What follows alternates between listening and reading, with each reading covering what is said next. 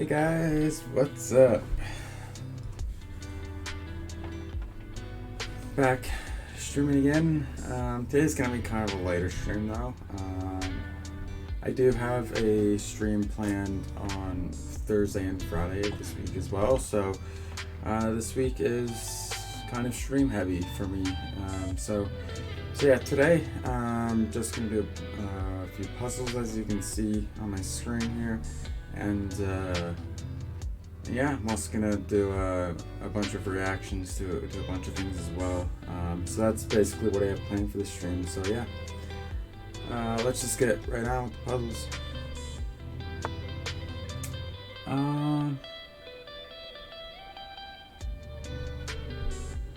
Fork.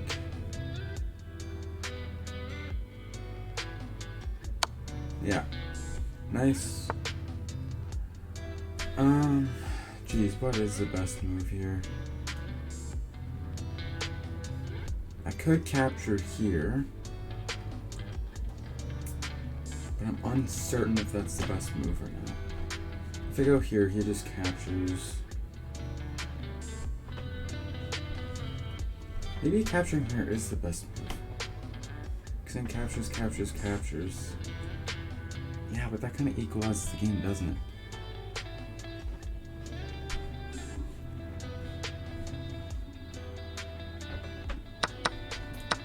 No, that is the right.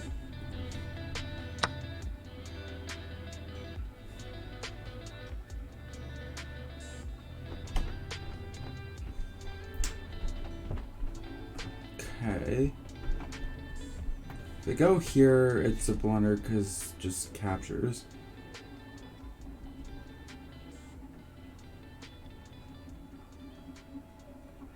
Wait, what is the right move here?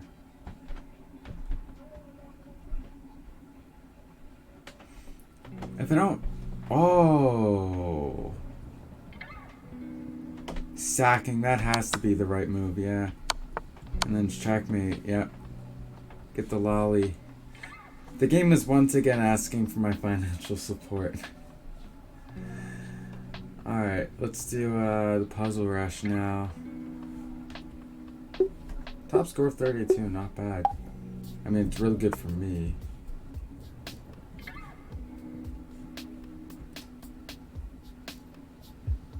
No, this is the right. Yep. And checkmate.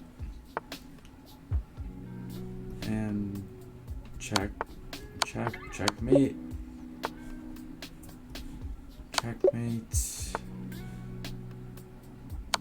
Check, and checkmate.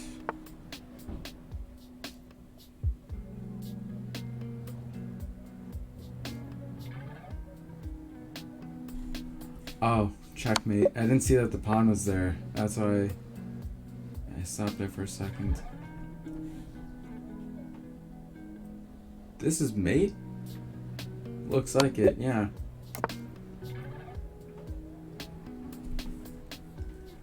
This could go here. And if he captures, then I go here. I think this is... Yeah, but if I go here and he captures here, that move is pointless, so... Wait, what if I go here? Oh, wait, no. This is the right move, yeah. Now that I saw that diagonal there. I imagine this is the right move. And then checkmate, yeah. And... check and checkmate.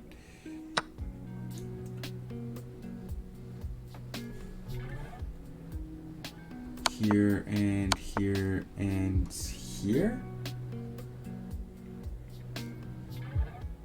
Yeah, but that rook is really passive though.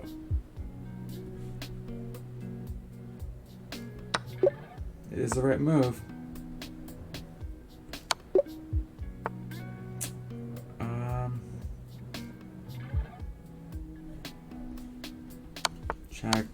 Sack the queen to get a checkmate. Sack the queen to get a checkmate.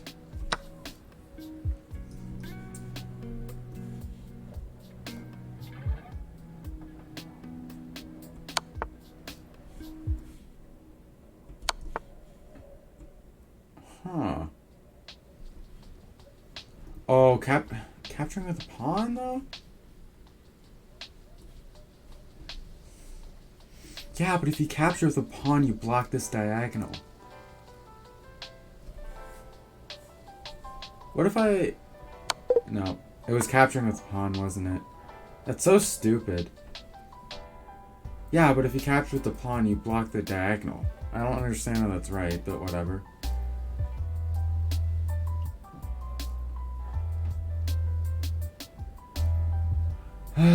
Okay. Yeah, if you get one wrong in Puzzle Rush, you just kind of have to shake it off. But here's the thing: what the heck is the right move for this one? Like the right move isn't obvious, is it?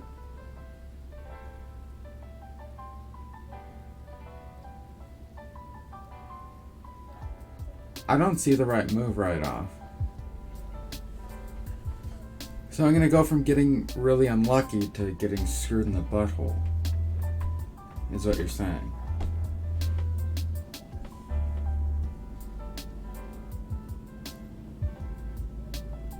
Yeah. Well, there was no obvious right move, so what the fuck was I supposed to do?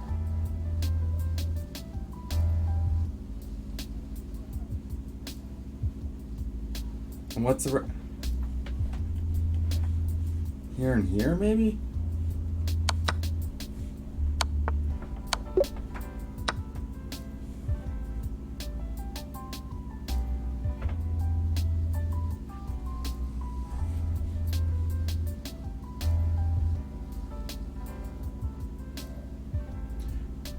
Huh.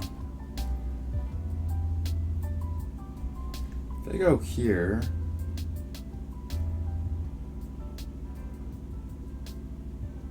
If he goes here, there's no more... So if I go here, then... Again, he can go here, though.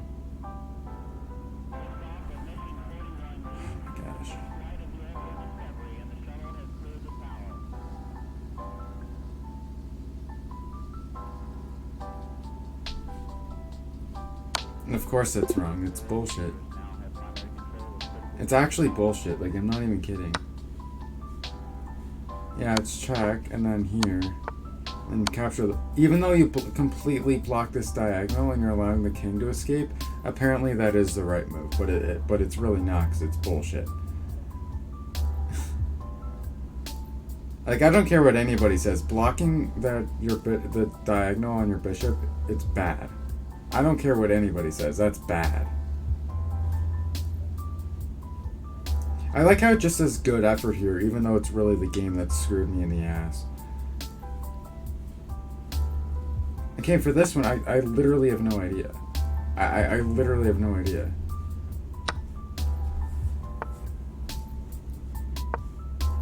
What?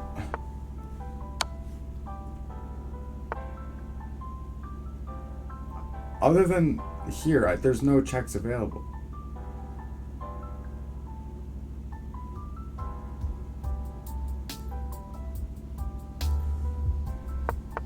Really? What the hell does that do?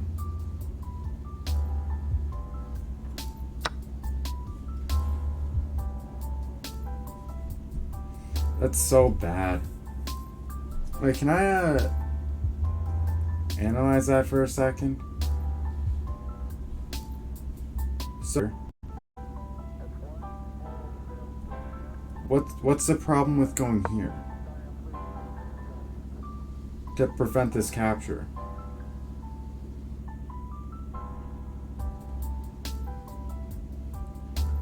I don't understand.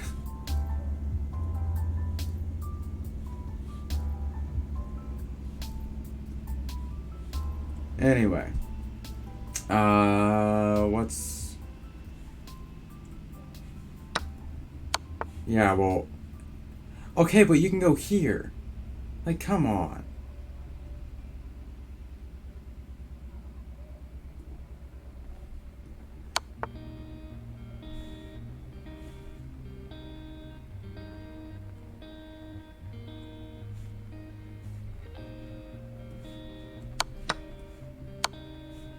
But the only reason why that works is because he went here and not here.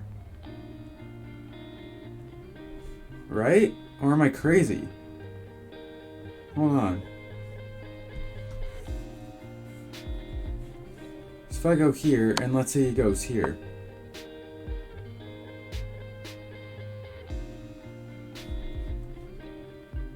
You can capture... Oh, I didn't see that this protects. And then here and it's checkmate. Okay. Wait, no it's not. Never mind. It's here that's checkmate, right? And then... Wait, what? Rook a4, yeah. Oh, this is mate. Oh, okay. Thanks for screwing me in the butt, game. I appreciate it. Okay. So now it's time for me to react to some stuff. So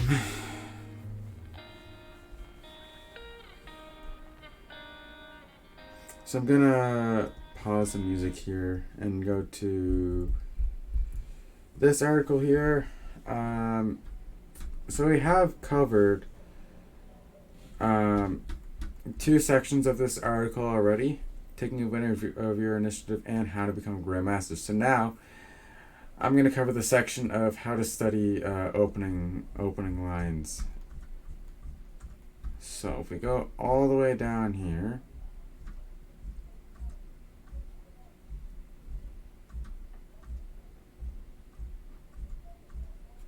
I missed it, didn't I? I'm just going to go all the way back up and there we go. How to study opening lines. Alright, so Danny asked, are you ready to go, man? Alright. What's this guy's name? Jomabo? Alright, so he asked, first of all, thanks for the opportunity. The question I have is, how does someone at your level or at any level, how should they study lines? For example, I tried to study some lines in the Tartakower Karakan today, and it's really hard for me to differentiate between these different variations. Do you just repeat lines thousands and thousands of times? Or do you have a miracle way or something to memorize them? Fabiano says, so just to elaborate, you're struggling with the memorization of aspect of openings. Yes, differentiating between this line and a line, between this line and that line where maybe a bishop was somewhere, and in the one where it isn't. Where there are differences between maybe here I should play the move or here I shouldn't. Fabiano responds, but that's a great question. It's also something that top players struggle with. I know I'm not the only one who's struggling with, because I've spoken to other players, and I know that one of the biggest challenges is you analyze a lot of stuff. Most people analyze on a computer nowadays because we really have powerful hardware and powerful software that allows us to really delve deep. I'm gonna assume he said dive deep. Allows us to really dive deep into an opening or into a position we're interested in, and we do great analysis, and then we come to the board and realize we don't remember half of it and we don't understand the other half. That happens to everyone. It certainly happened to me, so I'm still trying to find a way, or still trying to find my way in terms of how I deal with that, how I best memorize positions, and how I best understand them. Because that's the other thing. A lot of times we see a computer line, it tells us that this is good, but that could be based on crazy tactics way down the road. And as a side note too, like, there's been many times where for example, Hikaru and Benjamin Bach, they covered the Tata Steel tournament, and there's a few times where the chat was like, the computer says that this is the best move, and then Hikaru turns on the line and is like, Oh wait, the computer says that's the best move, but this is like just such a crazy tactic. Like there's no way he's gonna find it. So yeah, so just because the computer says something is good doesn't necessarily mean that um, it's the easiest move to find, I guess. Uh, all right. Just because we see a number, it doesn't mean that this number is easy or that it has practical impact on a human's game. Yep. Just like I said, it could be that the position is +2, but it's too difficult to figure out for you on the board. It's not just about having good analysis; it's also about understanding the position that you're looking at uh, intimately. So I think a lot of that comes in over the board work. All right. This is a picture of Fabiano. Over the board work is essential for learning opening theory. And I guess it's just like looking at the board, like thinking about the position and all that sort of stuff. Anyway, he continues. So even though we all have these great tools to analyze and to understand chess with computers and databases and all that stuff, I still think that over the board work, thinking about a position over the board, is something that you can't just replicate that value in computer work. You really need to get down to a position, thinking about it on your own, not just looking at what the computer says. And that's something everyone struggles with as well. That's something that I struggle with. Like whenever I see a position over the board, for some reason, like I could see that position a lot more clear, like if it was like online chess. But whenever I'm playing with the physical pieces, for me, it like I know for people like Hikaru, it's not that different. But for me, like I could see like, oh my gosh, like if I do these two moves, then it's just winning. But I'm gonna have to sit there for a while for me to figure that stuff out over the board. Anyway, everyone who's seriously analyzing openings has a tendency to overtrust the computer, even though we know the computer is right in most positions. Pretty much in all positions, that doesn't necessarily help you over the board.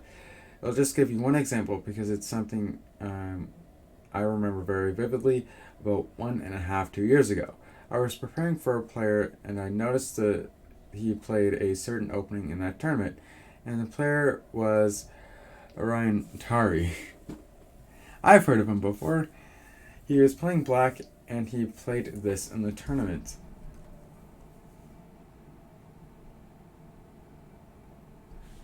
So this was his opening. I'm trying to think of what opening that is. Oh, thank you for the follow, Blazing Clan. I appreciate it.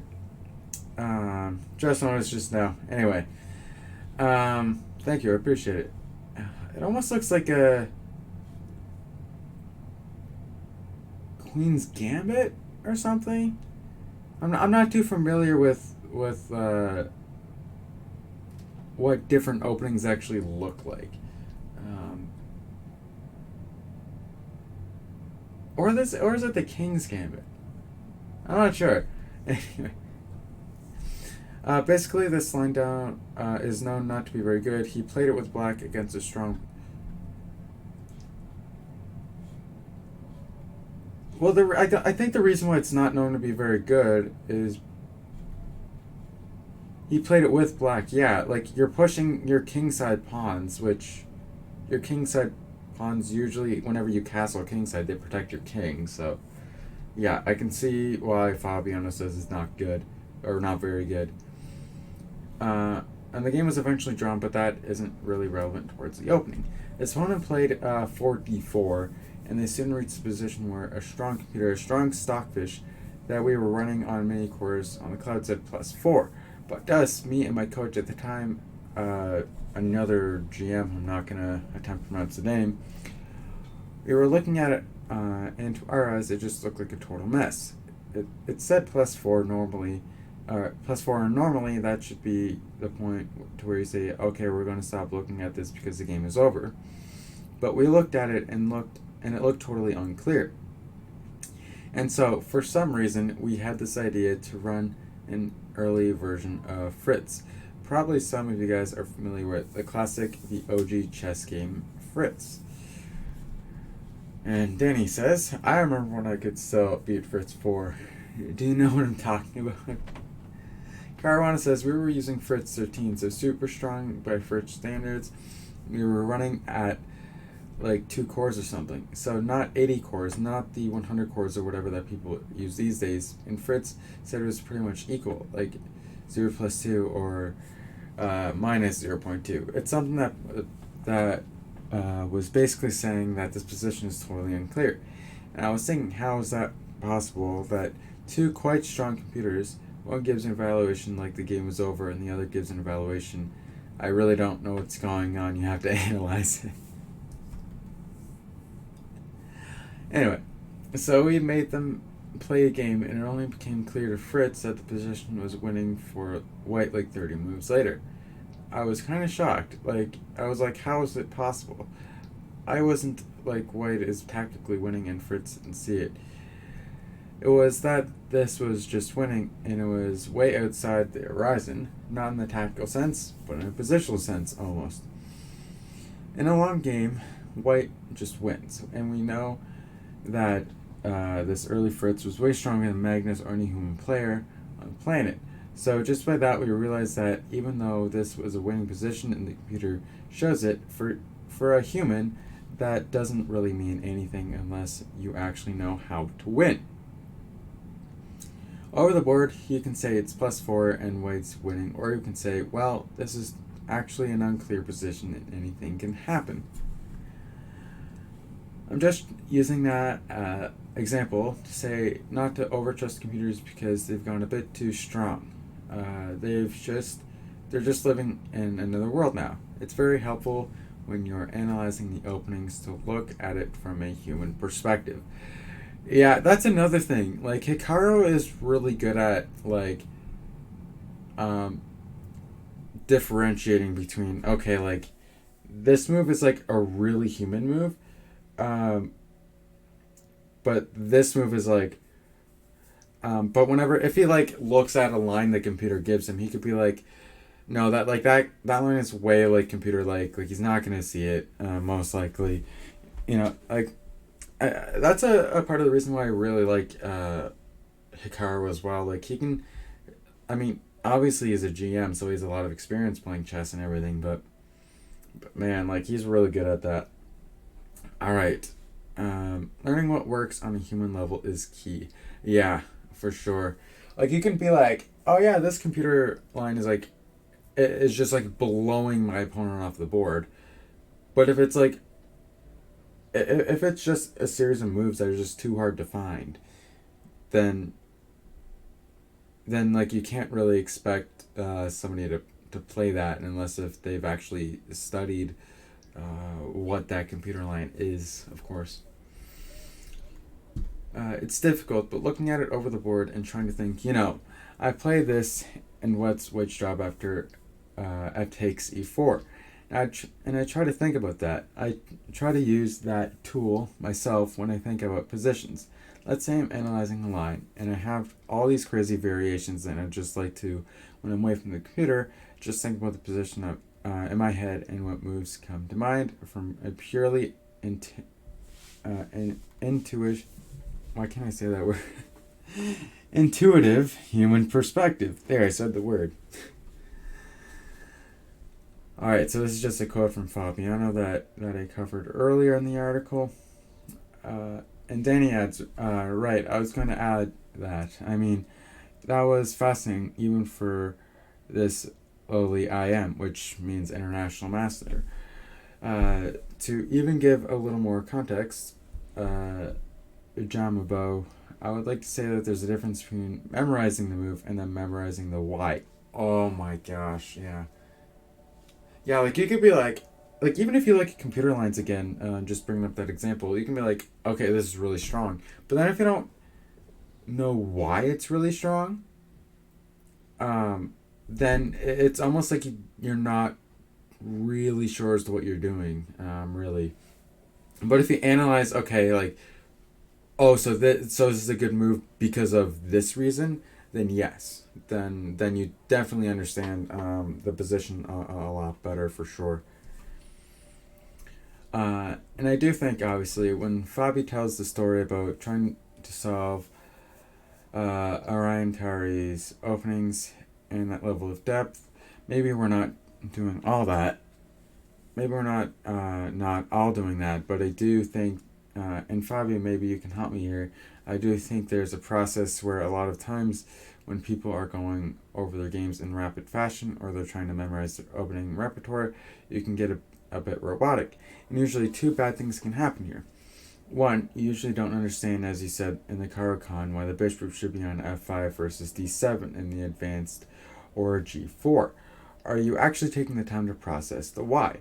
Not just the current position, but in the middle games that occur. There's a reason why the bishop is on f5 and consistently misplaced because of XYZ, right? And I think that committing that to memory is much more powerful for your chess than memorizing that on move 13 the bishop should go on d7 versus f5. That's the first thing I'd say. That is 100% correct, I think. Like if you memorize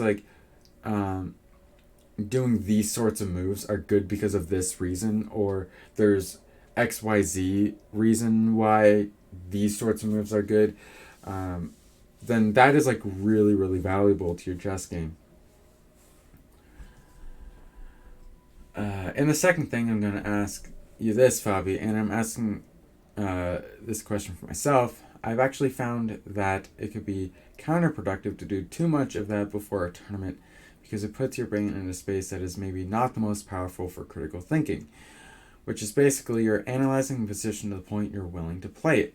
It doesn't mean you're actually ready to play it. Yes, I've actually done this before, where I just analyzed the position to the point where I'm like willing to play it. Like I've even in games recently, like even as recent as online games, like yesterday or the day before that, I analyzed a few lines and I'm like, okay, so if these, like, for example, 3 moves happen, then I'm either holding or I'm winning. So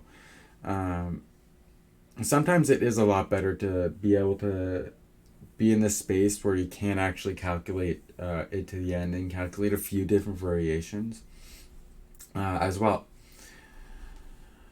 And then study too much openings where all you're doing is memorizing where the piece goes and why the piece goes there. It could be doing harmful things to your game, Gemma Bow, in addition to the fact that you're not actually remembering your lines as effectively as you'd like to. So Fabi, I know that I just added more to the question, but I think that's a really important question. A lot of people struggle with this. So more context, please, can you, based on some of the things I said. Fabiano says, yes, I think that we have to be careful not to also harm our chess with a lot of this technology because it's very easy to get into that purely analytical space where you're doing good at analysis and you create a file and it's very presentable and everything is correct and all that. But that doesn't help you with the board. That doesn't help you at the board when you get there because that's when you have to think on your own. Very correct. Yeah, usually whenever you're like in a tournament, whenever you have this certain preparation at the very beginning of the game, and like after that you're just on your own. Really interesting. Maria Emelianova actually took this picture. This is a good picture of Fabiano. Actually, there's the chess.com thing in the background. Yeah, it looks pretty good. So one of the other helpful things that I like to do for myself is I like to go through the high-level games in the opening variation or the position where which were played in the past, even way in the past. And you could look at them with a computer or you can look at them on your own and try to think about them. But those games are the most valuable because they show how people were thinking about the position. Yes, I also very much so agree with what he says here. And not necessarily because he's a grandmaster, but just because it kind of makes sense in my head with what he says. They show the pitfalls of people going through the typical mistakes, the directions where a human might look to first, and I think top players use that a lot, which is they have the idea and very often you have an idea which is dangerous but not objectively leading to an advantage. And then you want to test it against another person because you want to see their intuition, what their first instinct is. And you can't get that when you analyze it because, your feeling in a position is colored by the knowledge that the computer gave you, right? That this position is a bit better for white. This is winning for black. So very often, that task of what's the human instinct here is given to another player. Yeah, that's another question. Like, whenever you analyze a line, especially I feel like more of a computer-ish line, like asking yourself, like, what the human intuition is or the first human instinct would be to that is also a good question to ask, especially if you're trying to use like some computer moves in your preparation as well. All right.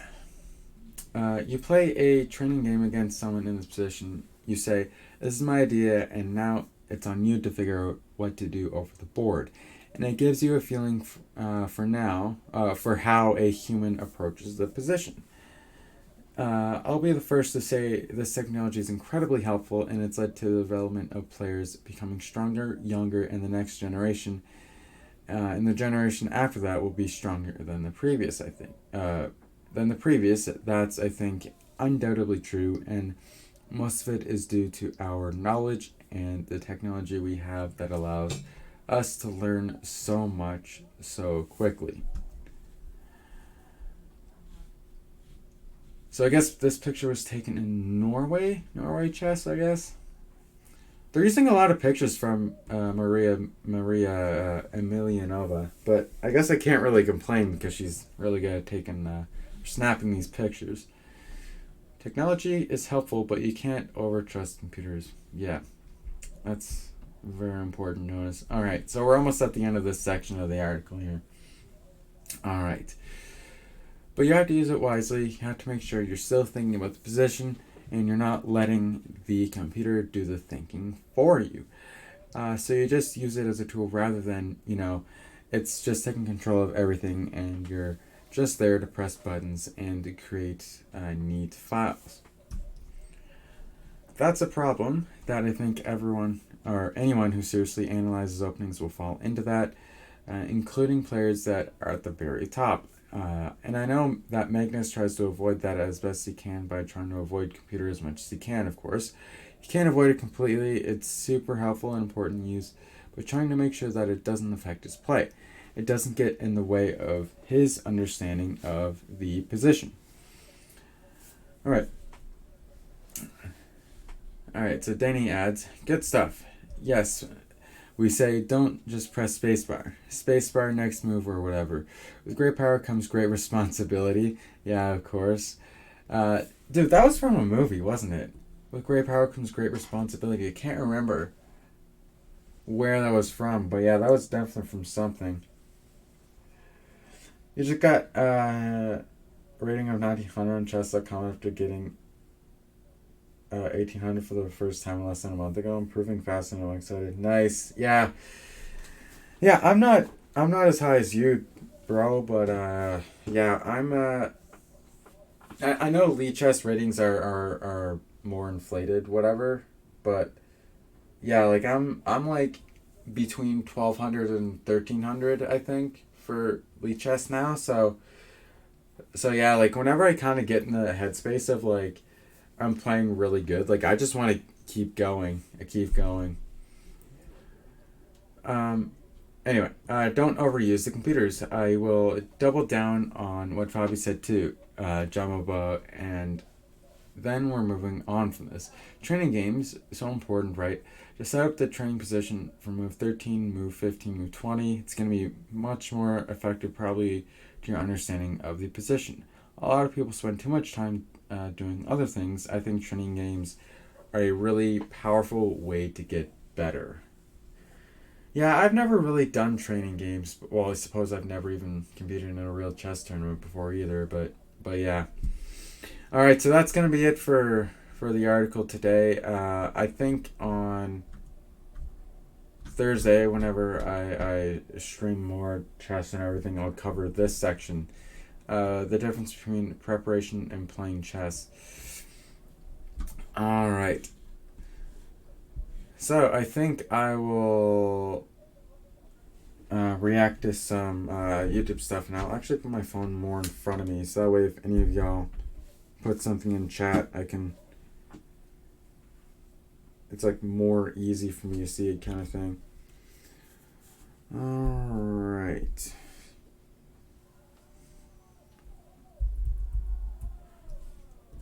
So, I think I'm gonna react to this playlist here that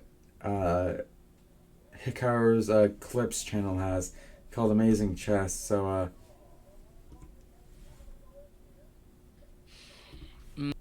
I wanna... and by the way, guys, like, if the volume is, like, bad, like, too high, too low, you can just let me know, and I'll fix it. King H8. 33 seconds, she has 21. Rook DG2. Bishop takes D4. Uh-huh. Queen G3. Take the rook. Rook takes bishop.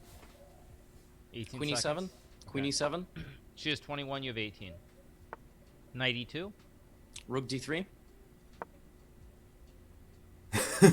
Queen F2. Rook ED8. 12.3 seconds. Knight D4.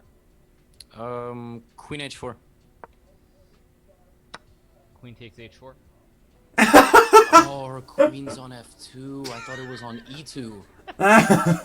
Oh, that's rough. Oh.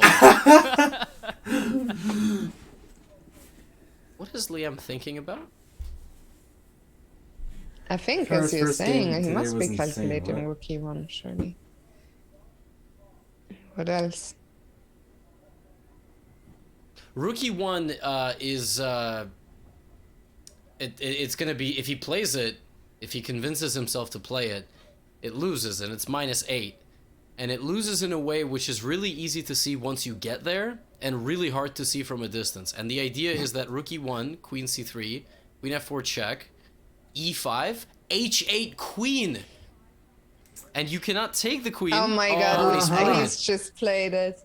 And so now Queen C3, Queen F4, E5, H8 pins, but Black wins very simply there with B6 and Bishop A6 threat. Queen E1 is coming, and despite you having two queens on the board for a move, it doesn't matter, Wow. which is heartbreaking for Liam, but that's good for us. I'm really must have been an curious online to game. hear what Hikaru is gonna have to say but about this this new- game later this- on and how it felt. I don't know. I mean, it's I don't- always. I didn't I watch think this game, so I'm not regardless sure, of but- how, what your rating is or your level, like to be on the defending end of this kind of attack is so unpleasant. Like, it's just so. Or do Hikaru's you calculating not the feel line that right way? Oh, I hate it. No, I like complex tactical games, even if I'm like on the verge of like losing, but I like to have a horse in the race. And all of this is happening. And again, like I said, it's one of these things where from a distance you play H8 Queen and you go, oh, I'm so... It's not Love the his end face. yet. Love his It's not face. the end. Queen h6, and Hikaru has to find only move to draw is rook e6. allowing And another queen. Levi, I'll let you explain to us why that is. It didn't happen. Hikaru just sacked. Hikaru just sacked. Oh my god, it's just a draw again. Yo, wait, what? The position was -8 because after h8 queen, oh, this b6 again, and bishop a6. Oh, bishop a6 wins the queen. Oh my god. Now this. An obnoxious number of free moves. Oh, wait, I think I've seen that. I think I've actually seen this clip before. Wait. Can I get there in time? No, I can't.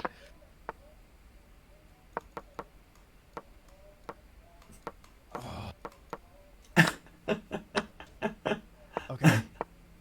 Got me dead to rice. True.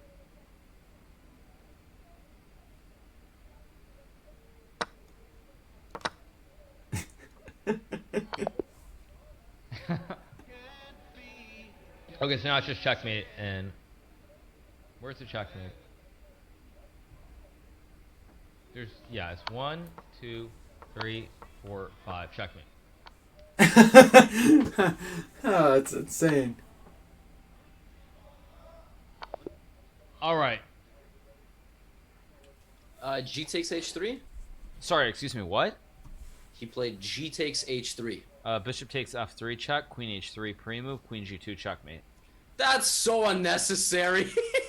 I knew you were gonna do it too. Flexing the pin, and then I would have done the same though. It's crazy how a Take a card break, can you're see playing like some of me? this stuff. What do you mean I'm man. playing like you? I'm winning my game. Yeah. I missed a photo. 411-year-old Wait. blunder. Oh, I missed a photo. Sorry, let's go back. I missed a photo. What's this one? Giulio Cesare Polerio versus Domenico Roma, 1610, the old fried liver. E4, E5, knight f3, knight 6, bishop c4, knight f6, knight g5, d5, takes, knight f7, check, e6, and c3, e7, d4, c6, bishop g5, h6, takes, I have castle, no rook idea f8, queen e4, what rook that f2, position is. d5, bishop g5, king b1, rook d2, h4, rook d1, rook d1, bishop h4, takes, queen g5, and rook g6 is winning. Wait, but he misplayed this. Wait a second. He just misplayed that, didn't he? After queen g5, rook d6 is not the best move. In fact, I think after queen g5, queen h7. Queen h7 looks like the best move there. Queen h7? It's kind of Queen hilarious. I h7. was just calculating this. I think queen h7 is the best move, or queen f3 maybe also wins. Queen f3, queen f5, rook d7 takes queen f5, or king e5, rook d5 also. King f6 takes g4 wins. So yeah, I mean that looks pretty good. Oh, you want me to show it on a board? Okay. So the way it goes is it's this, it's this,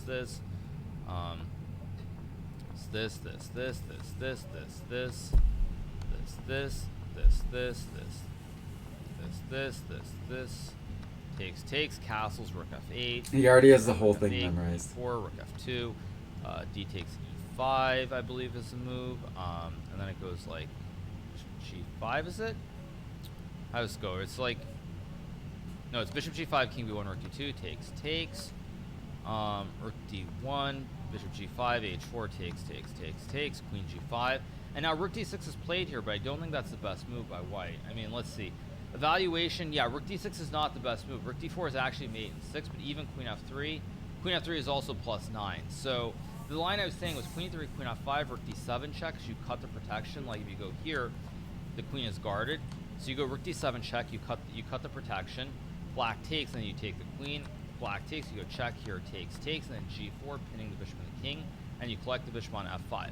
So this is exactly what I was saying. But anyway, so yeah, so rook d6, as I said, rook d6 was not the best move on move 20. Rook d4 was mate, queen f3 is also winning as well. But anyway, it doesn't matter. Pretty cleanly winning. Just to show you guys what I was talking about, there was a line here where after, instead of c6, I can go, where was it? It was right back here. I can go c6, rook c1, c7, king e8, check, king b7, queen, takes, takes, here, takes, here, takes, here,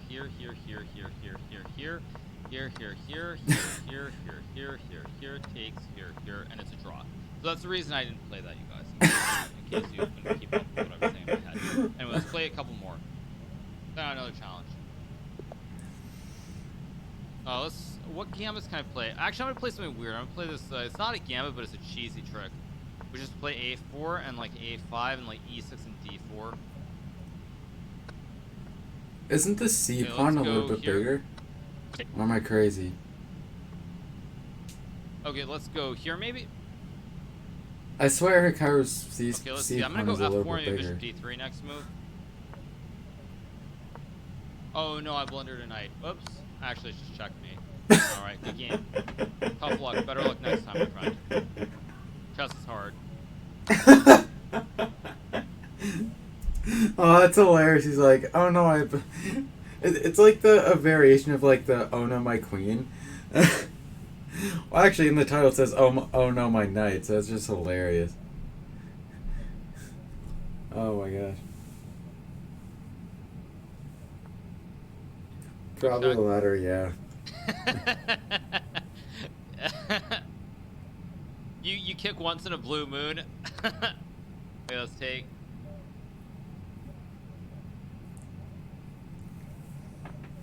I'm actually almost winning by force. No, it's game over.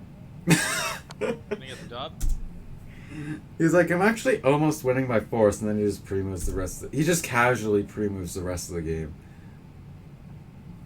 It's gonna be 142, so let's open this up. 142.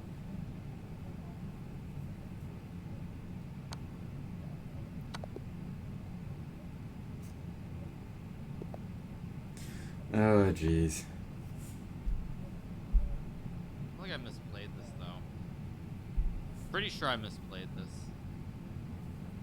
I can play Bishop E6. Oh, he's playing against Benjamin. No way.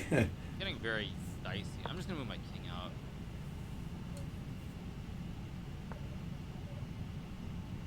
Still can sack. I can maybe sack now and go takes. If I want to sack. I think I am gonna sack.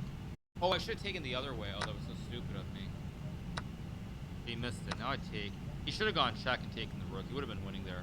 He had a punter face. Punter face. This is very, very sharp position. Also, I'm threatening to go e2 here. This is like really, really spicy.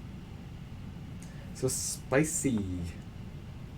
But Benjamin needs to do more puzzle rush because he's about to get smoked by a puzzle rush here. He's getting smoked. Bam! And good night.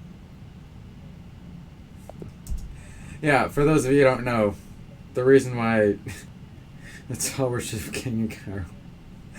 But yeah, for those of you who don't know why that's winning is because the king is forced to capture the queen, and then whenever the king captures the queen here, you can just use your pawn to capture the rook and promote to a queen, and then just checkmate. So yeah, that's why that's Like that's D4, why that's winning. E6, knight f3, f5, knight c3, knight f6, bishop g5, bishop e7, takes e4.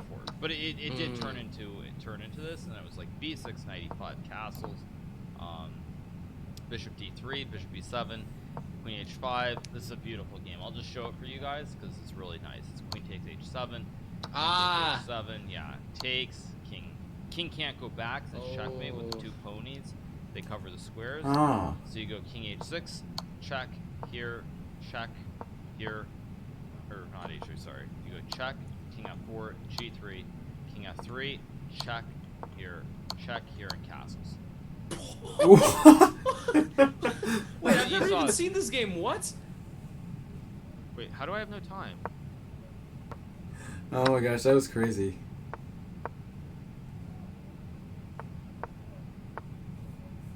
Oh, I meant to take blunders.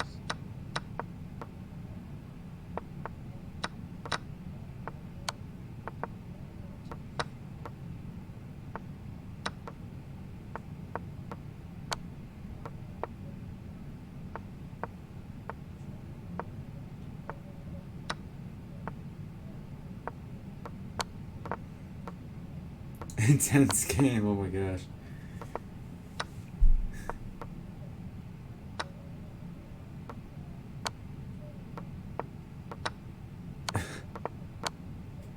Ooh.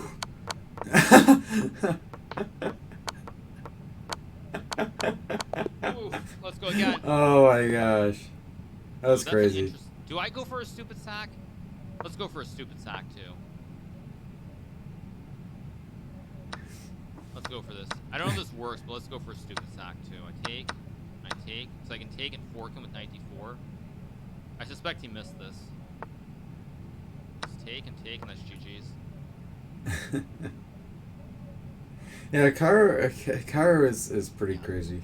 Okay, we got the dub. Just to point out, you guys, in case you're wondering, if king g2 to dodge stuff, I still take. On takes, I have this fork, and I win the I win the queen here. Yeah. So basically, it's lost. What's crazy is that Hikaru's like, pretty much every stream that I watch, like at least once he's like, man, I think I misplayed this. Yeah, I'm gonna man, I'm probably gonna lose because I misplayed this, or something along those lines. But truth is, like, the man can play some chess. You know, even recently we've seen him win the first leg of the FIDE Grand Prix. So, you know, you can't really afford to underestimate him, even though his rating isn't top 10 in the world anymore. And I'm talking classical. Of course, he's the best, even over the best over the board blitz player in the world. But yeah, you can't afford to underestimate him for sure. Takes the pin, so he has to trade queens, and then after trading, he's just down what? He's down like 2 pawns, so it's very, very bad. He got greedy and he gets punished for it. He got really greedy trying to not take the draw, and he got justifiably punished for it.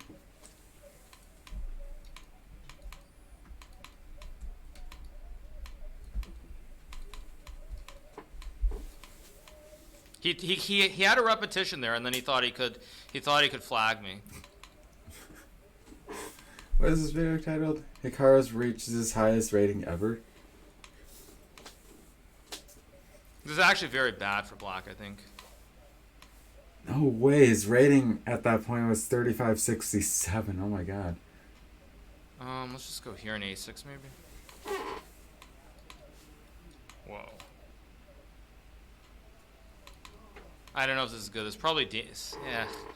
I don't love this, but it's still a game. I just gotta move. There's actually the attacks are really difficult when you're playing in 1-0. Let's go here. That was a blunder, I think. Maybe not a blunder, but it's still a game. Oh my gosh. I'm This up is on the so comms, intense. I'm in good shape with the 2 juicers. So Stu, I go here. B6, let's go. Queen D2, I just moved the rook to F1. So Stu, I just go. 2 juicers, too much. Let's go. Oh my god. Let's 3770. Wow. That was pretty crazy. Go E5. I do have E6 as well. I mean, this is. Hikaru sacrifices and makes God of Resign. Okay, let's see how this happened. I'm in the mood. I'm really in the mood. Let's just sack. I'm in the mood. I'm feeling it. I feel like I'm doing well. I'm off to a good start. Let's play like Mikhail Talwood. Actually, this maybe is just good for me, in fact, because everything is really loose here. He's also got to contend with diagonals. Like I have Queen F4 here. I mean, this looks terrible. I hit this. It's classic right. It's a right triangle. Right triangle. He just resigned.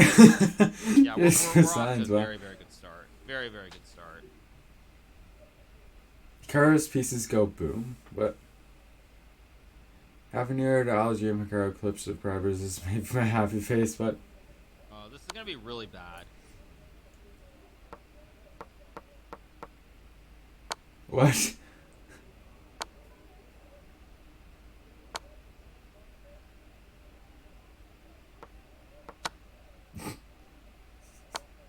What is going on?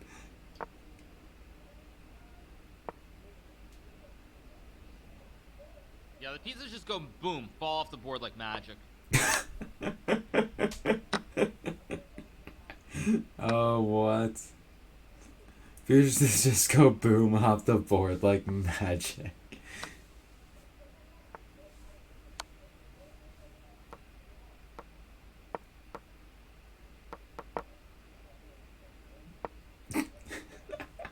Oh my gosh.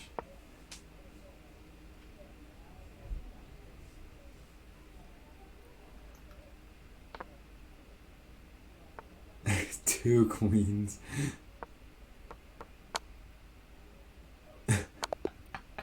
Oh Alright, my one up. gosh. Let's keep going.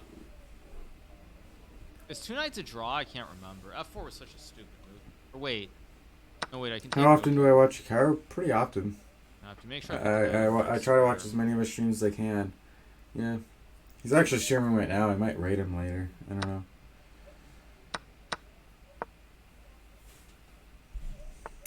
This is the hardest forced checkmate in chess. Interesting. Obviously, with the ponies, it's challenging, of course, but.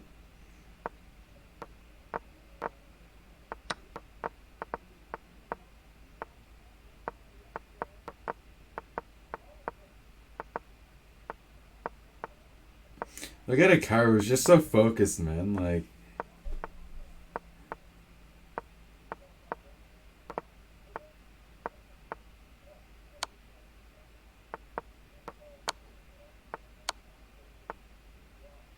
There we go. Checkmate. Ooh, nice. Ooh, sheesh. Tough game.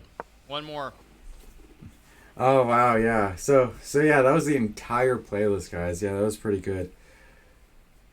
It's just so satisfying to me, just like watching Hikaru pre-move just like a bunch of moves and then just like absolutely blows opponent off the board. But speaking of Hikaru, man, I have what is this, 2 videos lined up, I think? Yeah, 2 videos where Hikaru played actually against the Coffee Chest crew. It's pretty good. I watched a few of the videos already. Yeah. When Hikaru pre-moves in real life. So we've seen what it looks like when he pre-moves in an online game, but what does it look like when he pre-moves in real life? Let's find out.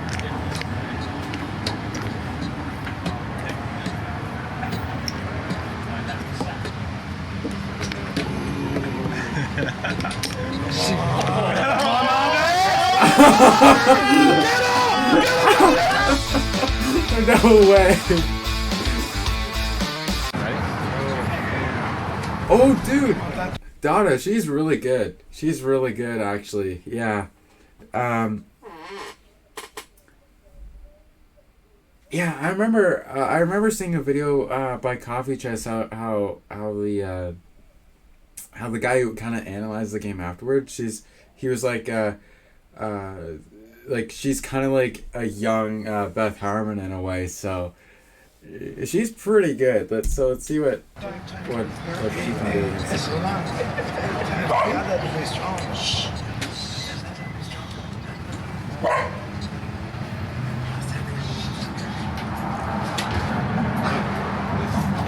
I haven't played her now, but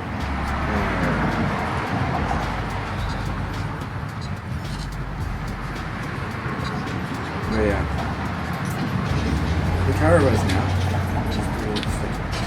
The Hikaru takes. She takes it.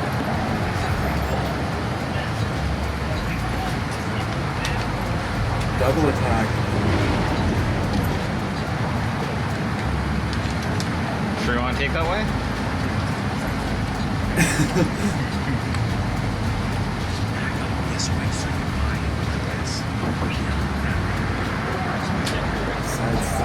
Yeah, your hat's in the shop. Castles.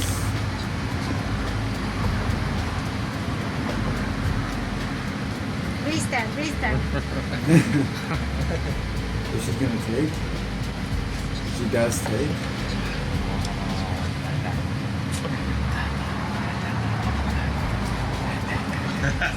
She probably saw that. Which one's higher rated though? Is he higher or she's higher? He's higher rated. Okay. Yeah, she probably saw that. The discovered check. Yeah, so she can take the knight, but then Hikaru can take her queen and it's check, so.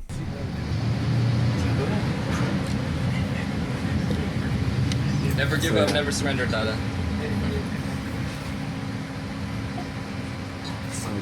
But if there is a time to surrender, it might be in a position like this. Oh dear, dear, dear, dear. Holy smokes.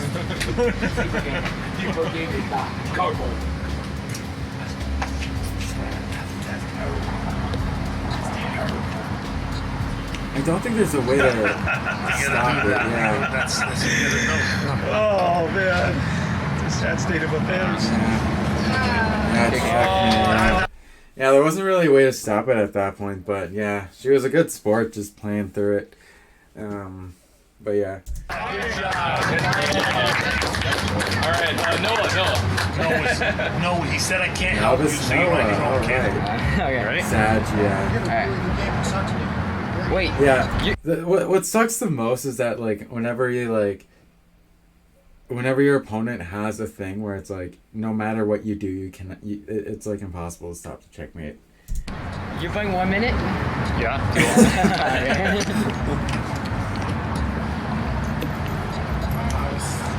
Alright, so this game must have been what that was at the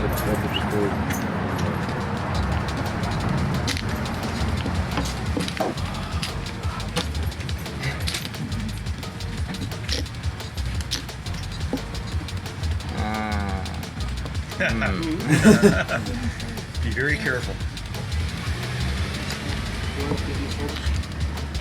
Hikaru Castles. Gotta play for the draw. Come on, Noah. I'll offer him a draw. Move until you see it. Hikaru wouldn't accept the draw, though. Good. He's used 8.5 seconds. It was kind of funny though. He was like, "Gotta play for the draw. Gotta play for the draw."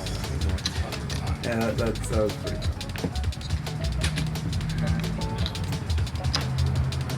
Nice bishop back.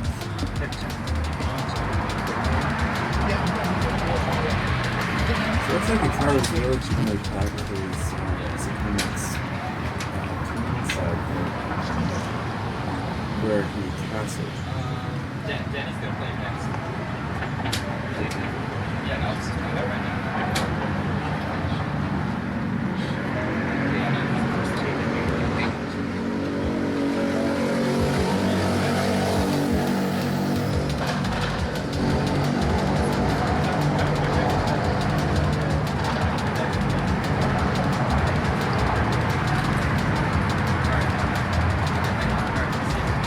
Seriously, I don't even know what I would do in this situation.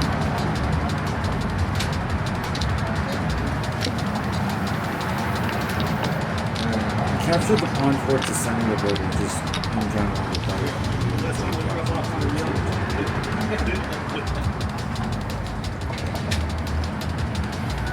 So you could capture the knights.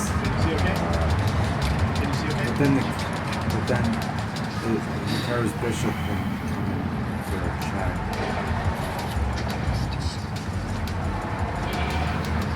But then I guess it's knight plays.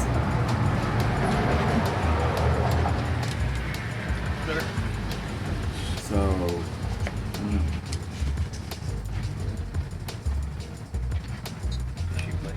Yeah. Hikaru finds an alternative move. Right way. Attacking the We're more about it. pawn. It's got some strategy. What else we play?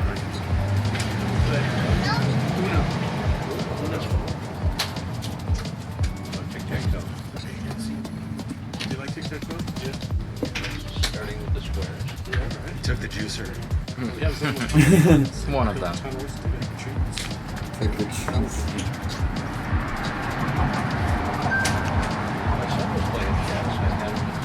So home out quite possible but here's the thing. It's kind of a maybe right, but then again, it's all just for fun, you know. And like I don't know what this guy's rating is, but novice Noah or whatever. So I'm expecting. I don't think his rating is much more than what 1500 maybe. So I don't know.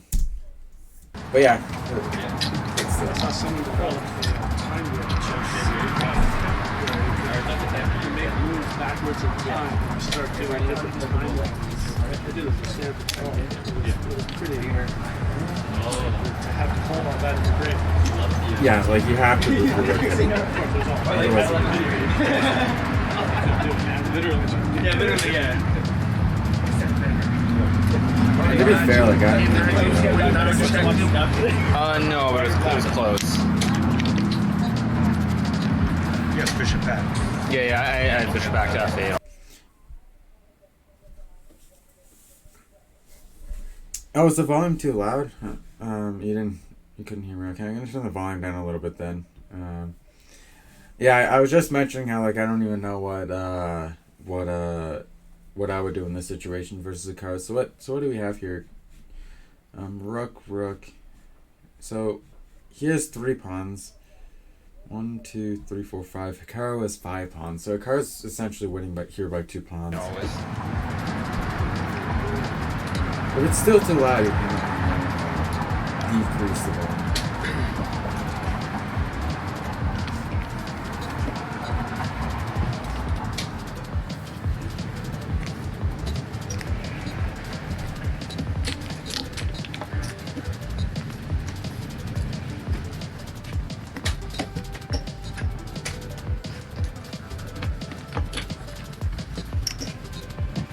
It's getting intense.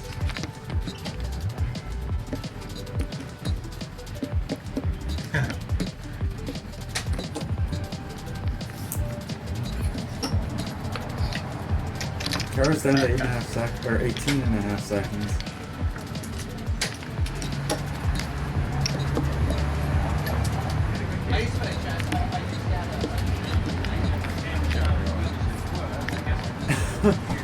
Oh my gosh.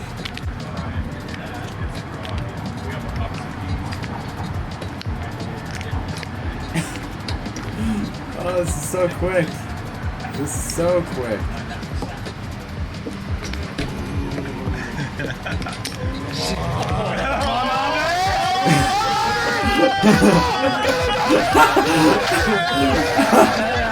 Wait, who won?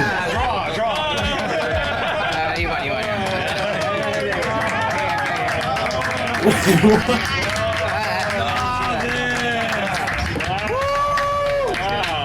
Wait, what? Wow, that was absolutely crazy. That was absolutely crazy. Yeah. Let's do this one. This is actually a video that I've never. I don't believe I've ever even seen this video before. By Coffee Chess, of course. GM Hikaru losing by 8.5 to Polymorphy Hustler. It was a draw. Okay, yeah. Well, I suppose in that last game though, it was kind of. Hikaru didn't even have time to put his queen on the board whenever he promoted to a queen, or whatever piece he wanted to promote to. So, I guess that is kind of the more favorite way to do it. But anyway, yeah. Video by Coffee Chess. GM Hikaru losing by 8.5 to Polymorphy Hustler. I'm very excited to see this. You have to play in the style of the greatest player. I have actually seen one of these videos where Hikaru actually did make a big blunder and he just made a draw by repetition, so he didn't actually lose. But let's see what this video is. Can't do a Murphy on him. I don't know who will. Doing the game. Let's go. Well, I'll try. I know the queen's the strongest piece on the board. That I know. Yep. Yeah, you can look that up.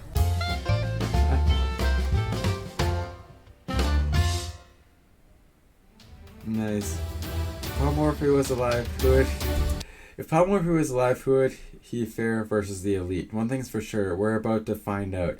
White pieces, Morphy Bob versus black pieces, Jimmy Carl. Reminder, we're playing clock move, endless players in game state touch move. And it's okay to take the king to win the game. Alright. Ready?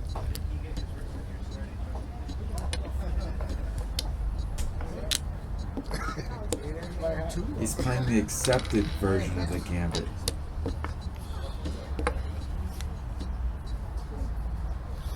Looks like he'd read a book or something.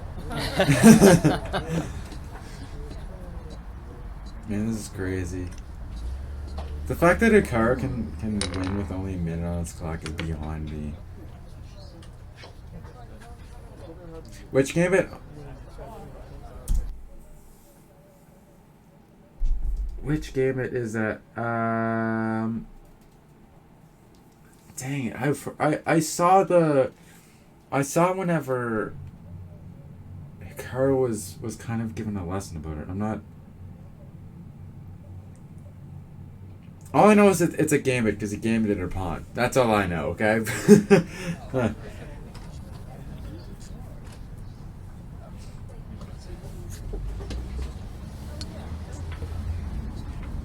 Post-game analysis will show what happened if pawn took knight. Okay. Non-filtration points.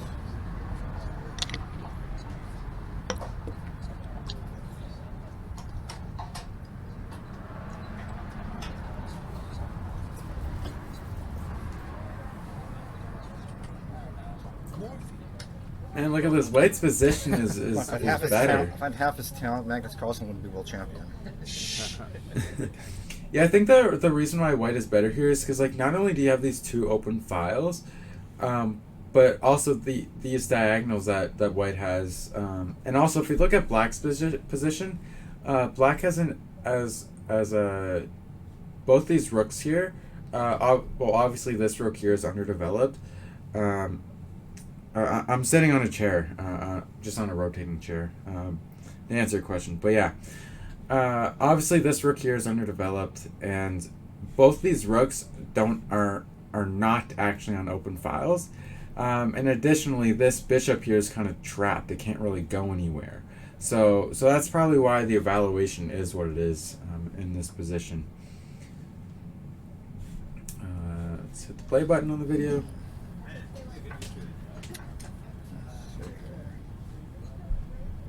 Alright, so he's thinking here. What would I play in this position?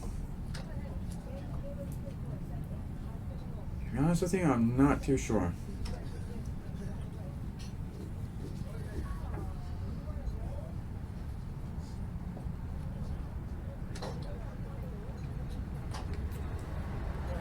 I don't think I would trade pieces here with the bishop and the knight, because you're essentially trading an active bishop for a kind of passive knight. So.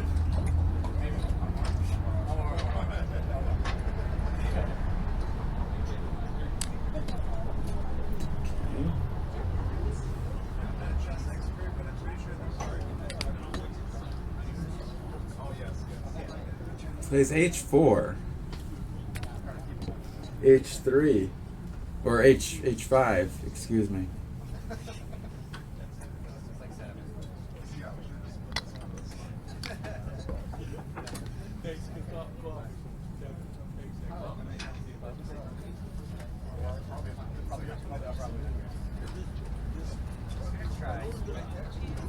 Ah!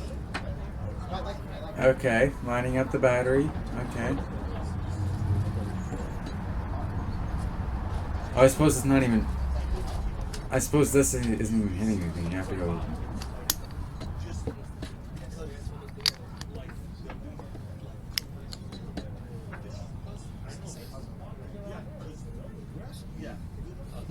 He did it for a reason, never mate with a knight on f8, okay.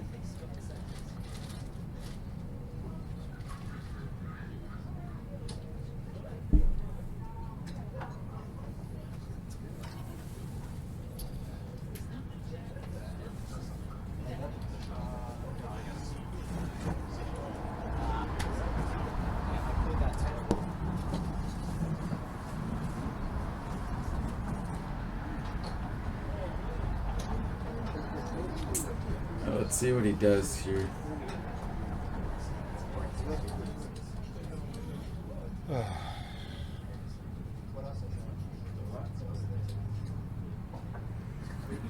Hikaru still is just over half his time, and his opponent only has a minute and a half.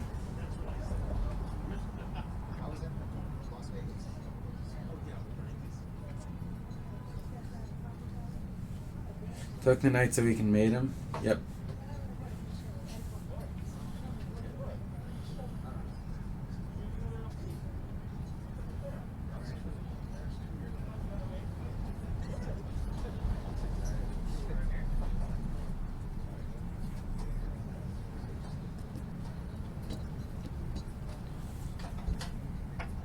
Hikaru responds immediately with bishop d5. Tonight, don't you? Now his opponent's actually less than a minute here, and Hikaru still has 30 seconds. Like, you gotta go.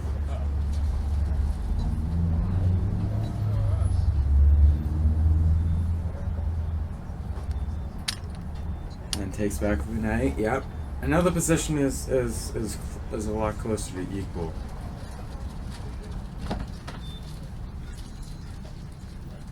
Oh, closer.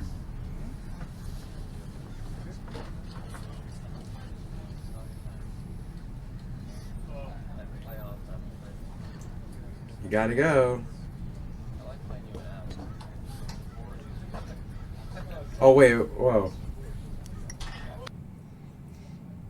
The bard just had a heart attack. It was like right here, and then it just swung completely in Black's favor. Wow. And all of a sudden, Hikaru's position is a lot better.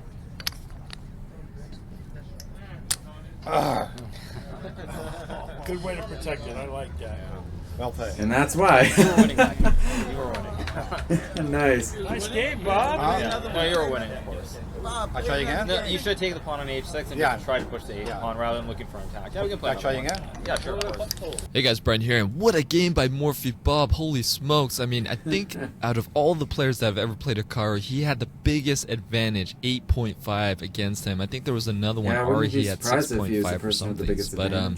But Bob definitely had the biggest advantage, and for those who are wondering how the game would have ended, I mean, Bob did run out of time, but they both realized, obviously, that either way the king moves, here or here, you're going to get mated queen bishop battery, and that queen was just sneaking there, supported by the rook there, and Bob did not see it. But wow, what a great game by Bob and Hikaru. I mean, Hikaru just had a turtle up, man. He was being attacked from all sides, and man, Bob had the game, right? He had the game, just like Hikaru pointed out. And I'm so glad that Hikaru does the post-game analysis, because it makes my job a heck of a lot easier. And I gotta say, time after time again, Hikaru, when he does the post-game analysis after the game, he knows exactly where his opponent's biggest advantage was and what the move should have been and the plan. Like, every single time. It's amazing. The guy is pretty much stockfish, like, wired into his brain there. So we'll definitely go over that winning line for Bob. And some other lines that I think, like, this line by Bob, a very, very nice line here, inviting Hikaru to take the side. We'll go over all that and a lot more. So, but wow, just kudos to Morphe Bob for a brilliant game. Smith-Morra Gambit against the GOAT and Blitz, and just one of the best in the world. It is such a pleasure to watch. Nicely done, Bob. And if you guys want to watch the rematch of this game, it's going to be on Hikaru's channel, so definitely go there and sub and wait for it. I'm sure it'll pop up soon. So, wow, just another brilliant game. And again, nothing to take away from Bob here. Bob played an excellent game, outstanding game, and I think I just want people to know that Hikaru is one of the reasons why he's the best, not only chess player, but just a great human being, is that he came back from playing a major tournament in Europe. He was jet lagged, and on the day he played Bob here, in the morning he was streaming for like hours. So he came in the afternoon and played for like 3 hours, and it's just crazy how well he can play and stay concentrated and focused despite all that. So let's go to this position, and in the game, let's go move back here. So Bob plays knight d5. Hikaru declines to take the knight, instead decides castle. Let's go move back. Anything wrong with taking here? Can you guys calculate this? I can't. There's nothing wrong with taking, but just to make things easier, I think Hikaru just castled, and I think that's the way to go, just from a human standpoint. When you have little time, just, why go into the shenanigans, right? But if you guys are curious what the line is, the dangerous part is that this e-file starts to get open, and Black has not castled yet. So let me show you one continuation here. And d6, bishop takes. This could be one continuation. White will get the piece back, and now Black can castle. And I mean, the computer has the game dead even here, but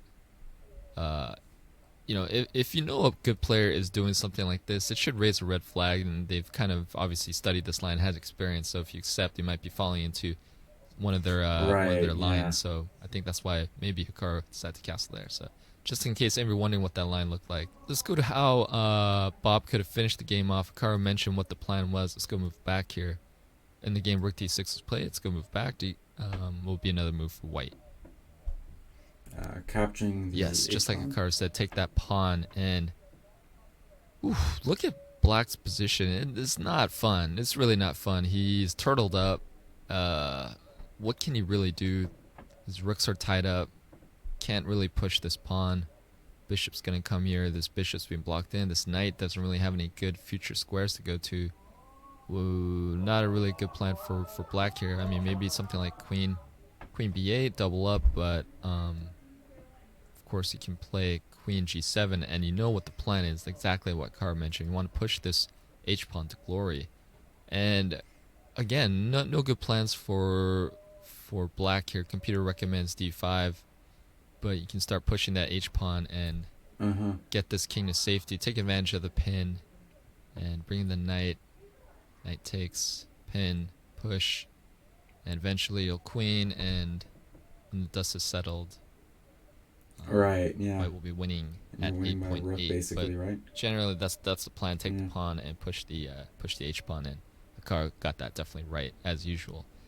And I think this is one of those things where, I mean, if Carl had that position, I'm sure he would have seen it, because that's Carlini's style, right? But Bob's style is to attack, and I think that's what Hikaru mentioned at the end. He was like, don't look for the attack, just push the h-pawn. So it might be one of those things where your style kind of blinds you to the opportunities that are there. But of course, man, that's super hard when you're the one playing, especially against a player like Hikaru. It's the outsider sees everything, right? So, but it was a brilliant attack by Bob. I love how he set it all up with bishop takes knight here and bringing in the queen bishop battery and slowly infiltrating. That's kind of what set that up.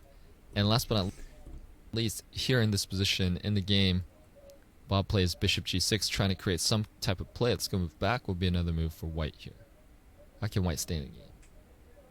Yes, maybe exchange sack here and grab this pawn, and the game is pretty much dead even. A little bit better for white at 0.5, but that was it, man. Wow, yeah. Bob had it in its grasp, but very, very hard to see when you're the one playing. Sometimes you got to go for the simple stuff and instead of looking for the fancy attack. But obviously, it's super hard when you're the one playing. Outsider sees everything. Great job by Morphy Bob. He is so good, and obviously Hikaru is definitely the GOAT in Blitz, able to perform, just lights out. Even though he went through all that stuff, like I mentioned, it's crazy. They really are built differently, man. The elite in any field it's just crazy. It's crazy. All right, nicely done, boys. Hope you guys enjoyed it. Let me know what you thought of the game in the comments below. Don't forget to like, share, comment, and subscribe with that notification. Thanks. See you guys tomorrow. All right, yeah. So that's it for that video. But yeah, that was a good game for sure. Yeah. It's like, Bob, you had one job to capture that pawn. Am I gonna play chess? Maybe a little bit later on the stream. I'm reacting to a bunch of stuff right now, though. So the last thing for now, at least, that I want to do related to Hikaru is actually react to a bit of a subreddit.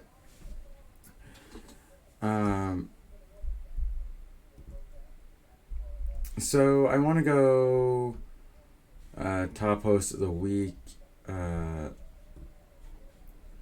Ironically enough, this is actually the same posts that Hikaru reacted to in his Reddit React today as well. He did that today.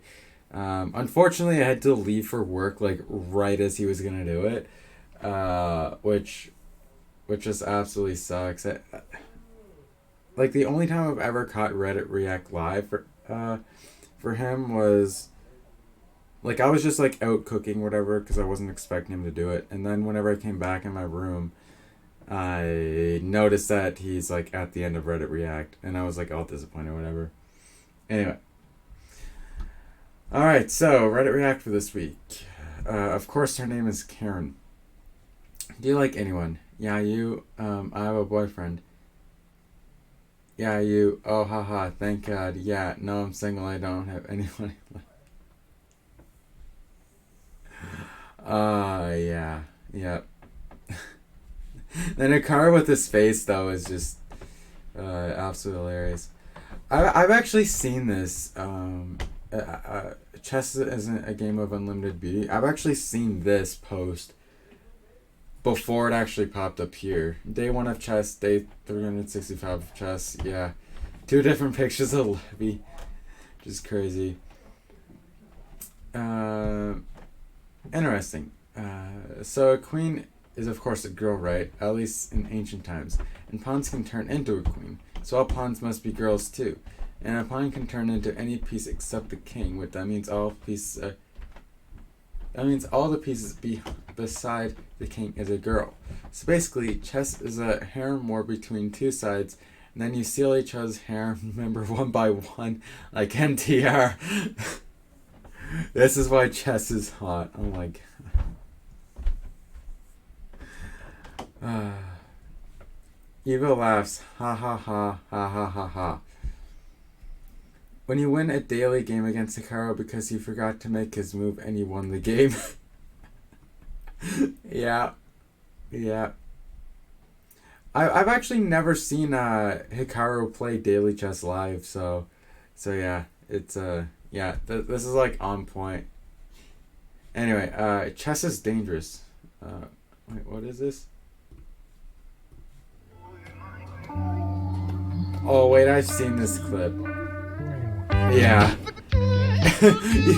He had such a big reaction whenever he blundered. Oh my gosh. Yeah, that was crazy. Yeah. Chess is dangerous. It's too late. Russia could have saved Karyadkin's career if they had banned Twitter around 9 days ago. Too late. Yeah. But to be fair though, like joking about the whole like Karyakin actually did this. He kind of joked about the whole like situation between Russia and Ukraine. Like it's legitimately like not a joke. Like people are dying, people are losing their lives, like innocent people are dying. And on top of that, like instead of kind of using diplomatic ways of trying to accomplish what Putin wants to accomplish, he's deciding to waste lives. So that's another thing, right? Anyway, AI finally solved chess. Computer, what is the mathematically perfect opening? The bomb cloud. What? Yeah, as we know, the bomb cloud is the most overpowered opening you can possibly play in chess. Yes, that's how it works. Naka's Botez Gambit speedrun. The truth hurts. He actually played that today in the morning, and he actually reached a rating of 2372, I believe. Anyway, Botez Gambit speedrun be like. Okay. At 2300, trying not to lose. Naka down a queen and speaking to chat. Oh, that's hilarious. Alright. Thai, how much opening theory do you know? Me. Yes. Wait, what? D4 is your last book move. Oh my gosh. Oh. Oh, that's pretty crazy. Yeah, that's pretty crazy. If I play something... Wait. Imagine being this bad at chess. What? If I play something... This applies to everything, actually. You know, if I... Say tomorrow I was 2650 or something, I would just quit chess. Because I would not Welcome to my world. I would... Well, you're higher than that, aren't you still, or not? 45, but I did quit chess. Okay. But, so, like, if tomorrow, for example, say I was 2645, I would not keep playing chess because I would just be so disgusted at my inability to play at a high level. Essentially just, like, kind of shadow roasting this guy. Anyway, been inactive on Reddit for the past 3 months, came back just to make this. The Dutch defense. Okay, reverse Sicilian. where the first two moves are essentially the exact same thing. Wow.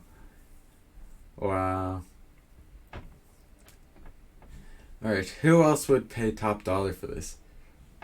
Boring G Fuel flavors. PewDiePie G Fuel flavor.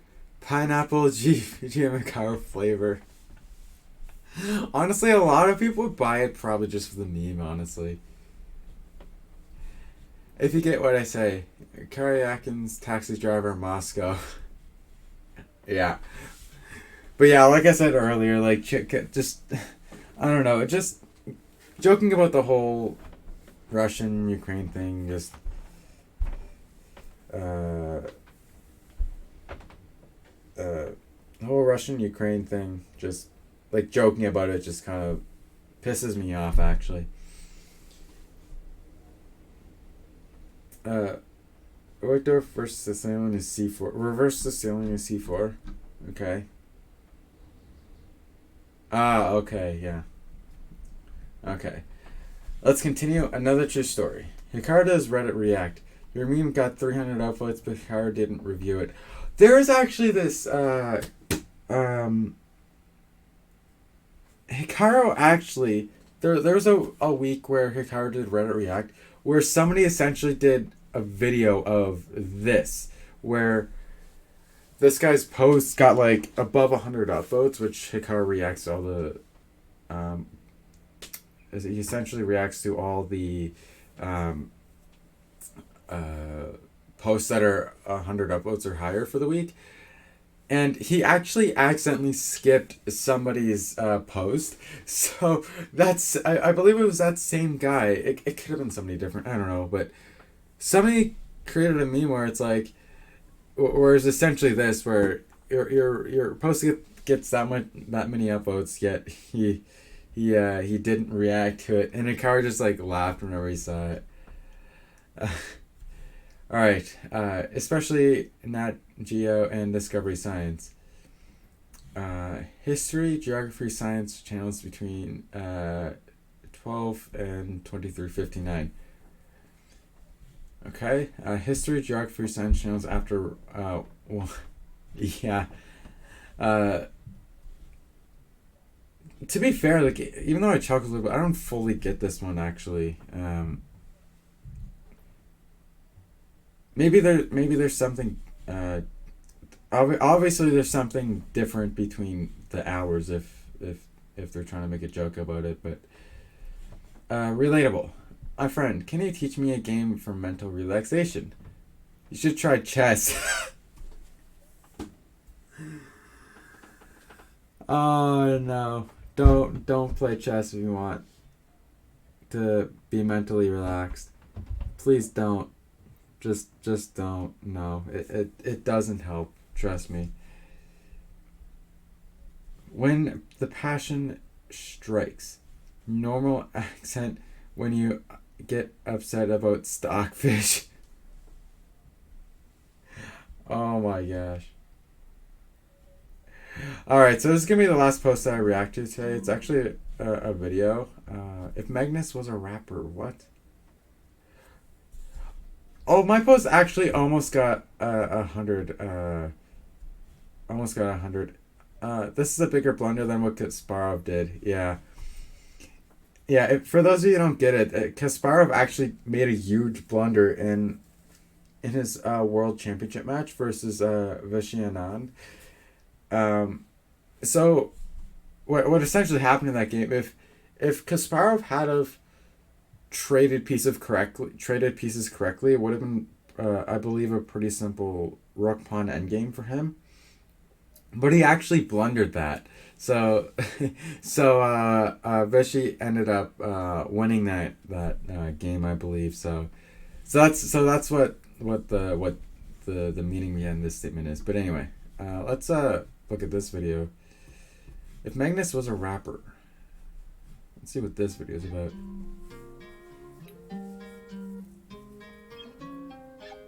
Young Elo Magnus Carlsen.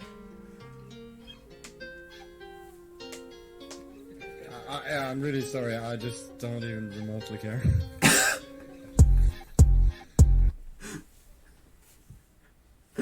And now what is Hikaru saying? I don't even care. Oh my gosh. Yeah, I remember seeing the Hikaru's recap of one of his games in the FIDE Grand Prix, and he's like, I literally don't care. Man, that's absolutely hilarious, man. Like, even the first 15 seconds. Oh my gosh.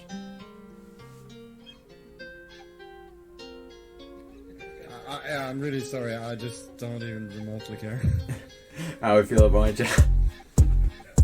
I've been setting records, everybody wanna talk now. Play a couple games, everybody got a palm out. Saying what I want now, waiting for the fallout. Long game, got the eyeglass like a bomb cloud.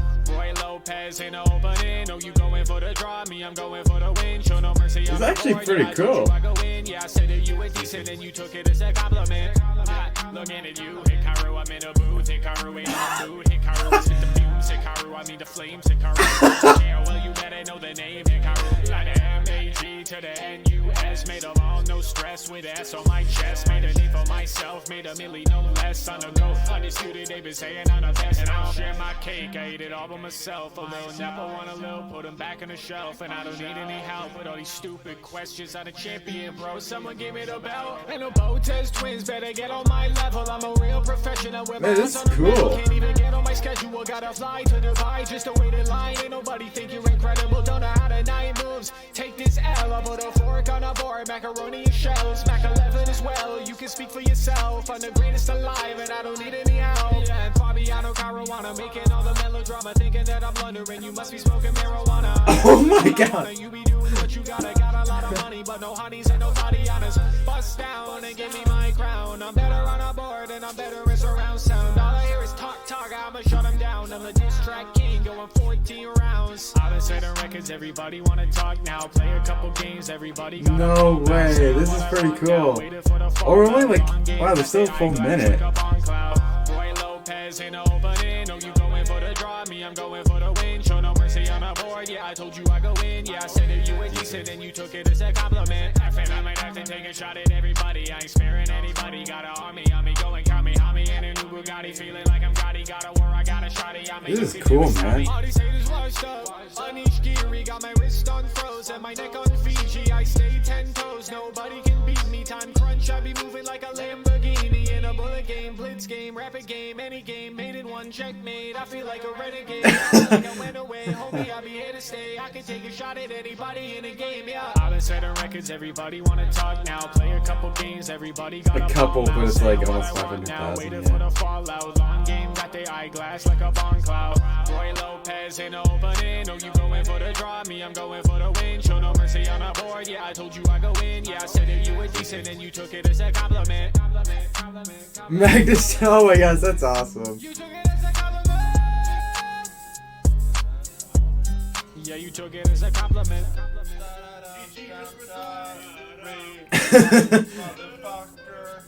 There we go! We're in fighting! We're in fight! Okay. Oh man, yeah, that was good. Yeah.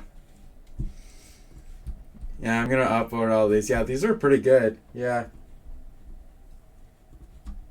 That last one was really nice, especially with that whole rap that they made. I really like how they showed some of Hikaru's reactions to different things. I really like that clip where he was like in this blue shirt or something, and he was just like cheering whatever. You know, that was like really good. I really did like that a lot, actually. All right, so that's gonna be it for Reddit React this week. And I'm actually gonna take a short break, probably only like, I don't know, 30 seconds maybe. I think I'm actually going to put on a chess game for you guys while I'm away, so you guys aren't too bored.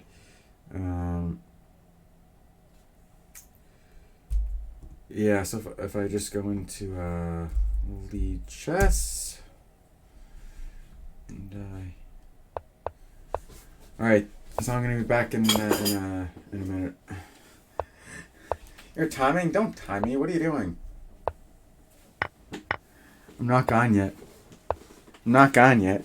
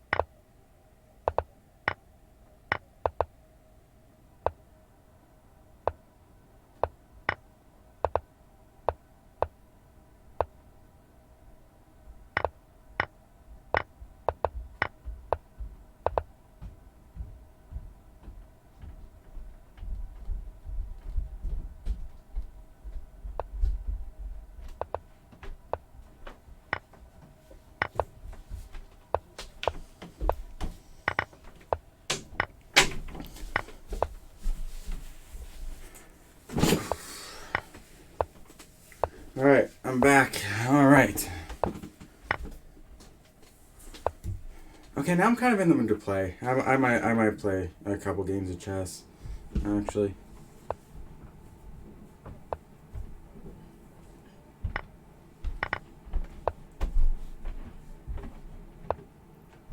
Just watch. Now I'm just gonna blow my rating, and I'm just gonna fork. Okay.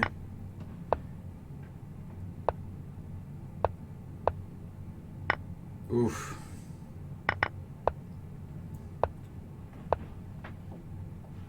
Oh, trying to create the double, like, wide peepos. Yeah. Don't choke, you'll be fine. Yeah.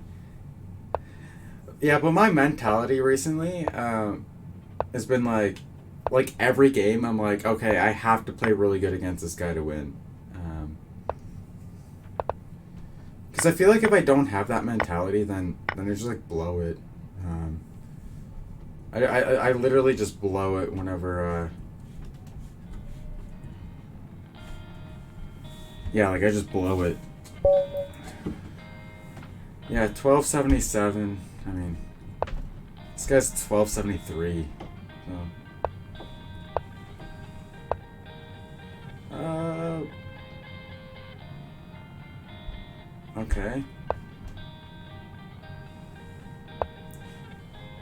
I want to see if he wants to trade.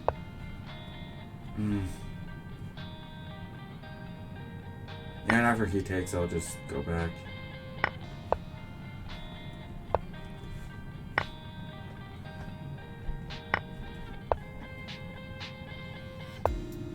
Interesting.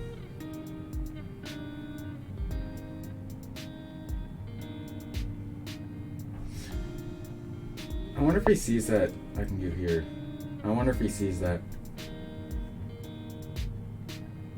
He probably does, because he's...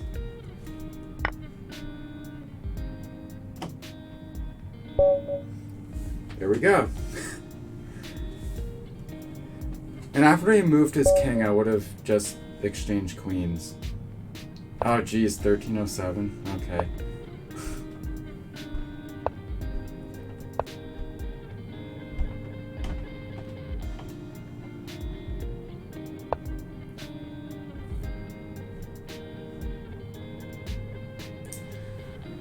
I guess I'll go here.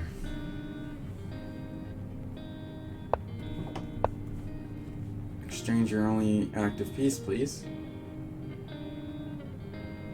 Come on, do it. Can I play? You can if you want. I'm not your dad.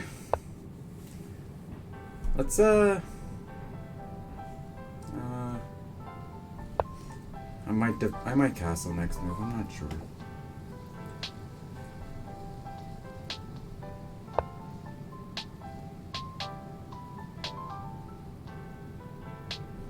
I think I'll go here, try to...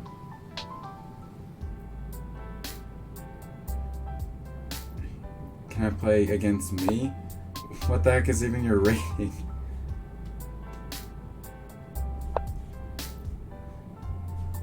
Come on, please take. Oof.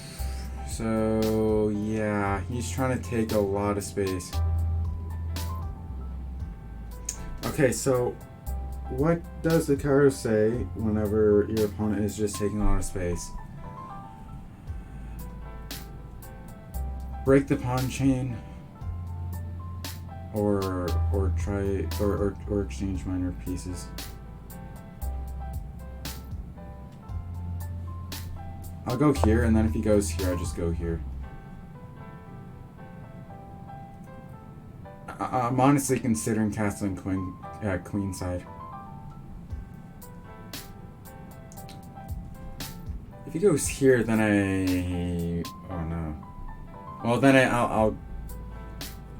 Well, if I'm castling queen side, then yeah, but I want my rook to get active though. I want my rook to be active, not passive. Maybe I should have exchanged pawns.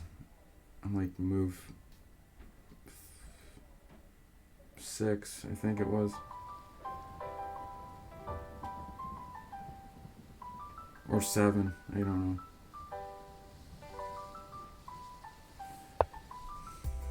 Develops his queen. Attack. I could obviously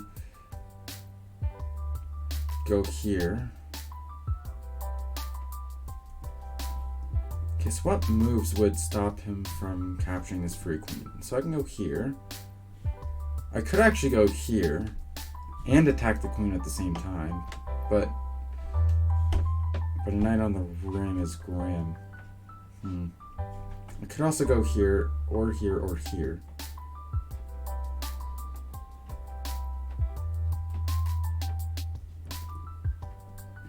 If I could go here, and then if he tries to attack my knight, I suppose I just push up the pawn? I guess that's what I do.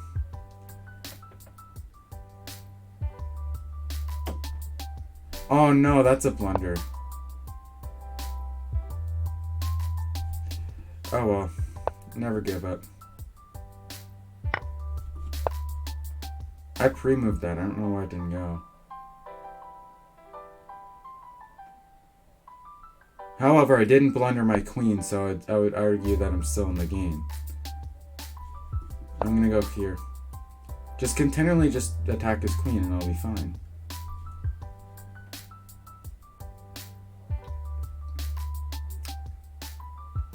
His queen is very active, so maybe if I can force him to try to...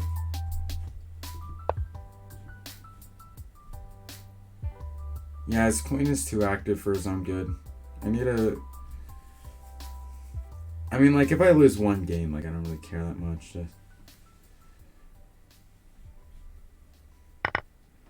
Okay, so now that his queen is gone, the position is a lot less scary. Because what did he have? He has bishops that are trapped. His knight can't go anywhere. So even though I'm down 3 pawns, or down a whole knight, I would argue that my position is actually slightly better. Especially after a castle. But which way do I want a castle?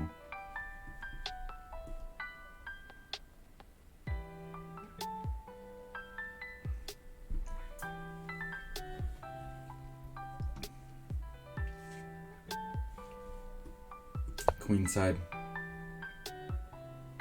And it's also very challenging for him to attack my A pawn right now too, so.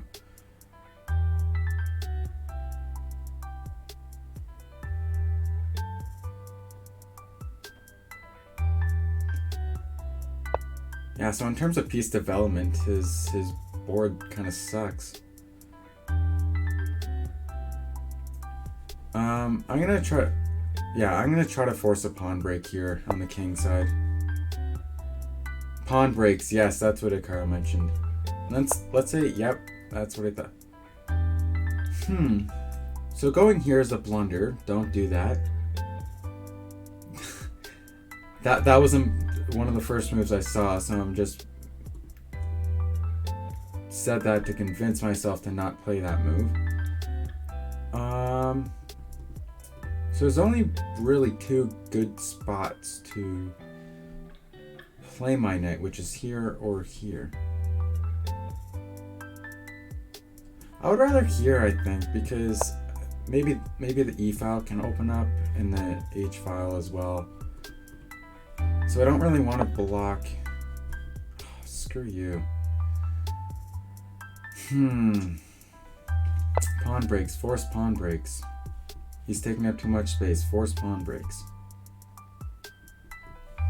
That's actually one of the very few things I've actually learned, and that I still have retained in my head from watching Hikaru.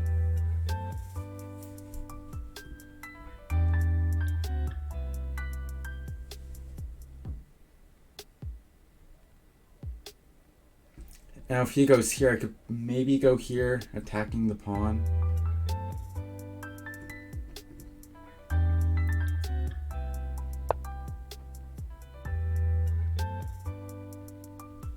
Could go here, actually, closing the position. I really don't want to trade my bishops though, or my bishop. My light squared bishop in particular, I really don't want to trade off.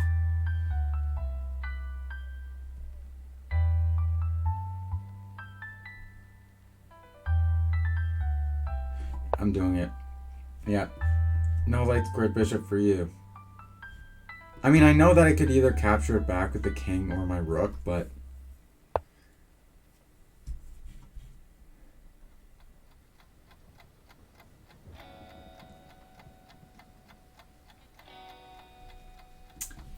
Capture here maybe?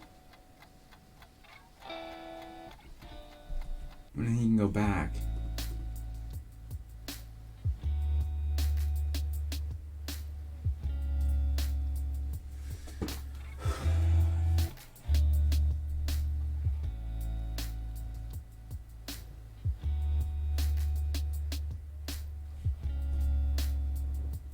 Yeah, but here's the thing. If I go here, and he goes here, and then I go here, then if he goes here, it's check, and then I can't actually capture, so...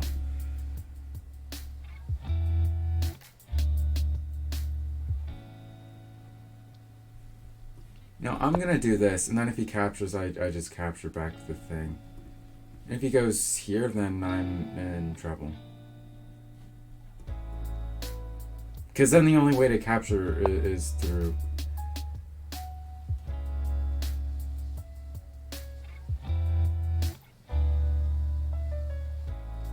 Okay.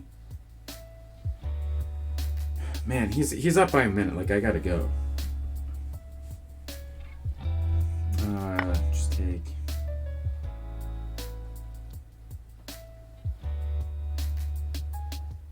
And now this pawn is protected, so it can go here.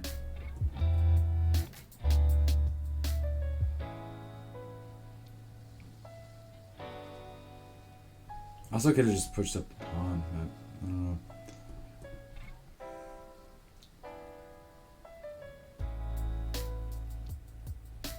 Yeah, so bishop b5 is coming, especially if he captures with the rook.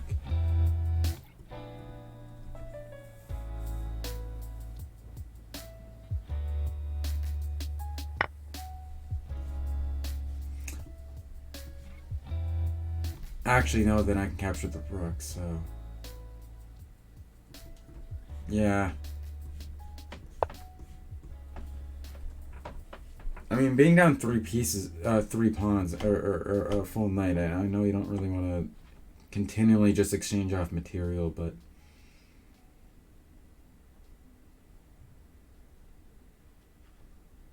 As long as I play better than him, then I will win.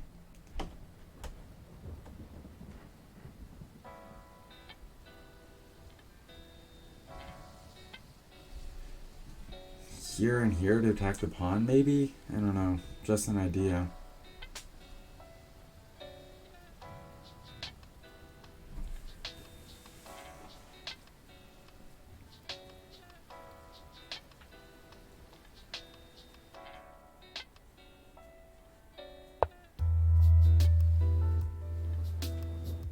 Alternatively, you can just tell me what the best moves are, and he's just in a certain position. Alright, so he might... I don't know. Oh, maybe I should just double stack the rooks. I think I'll attack his rook, I think. I think I will do that. And in the future, I should definitely double stack on the rooks on the d file.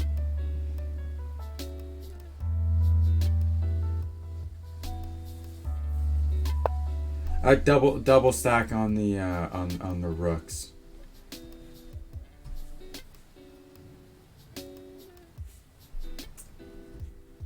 Go here, here, and here maybe. I don't know. Just a thought.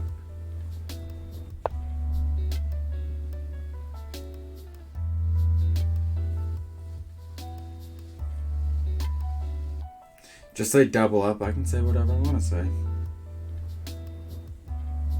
Actually, that's it. There's certain words I probably shouldn't say, but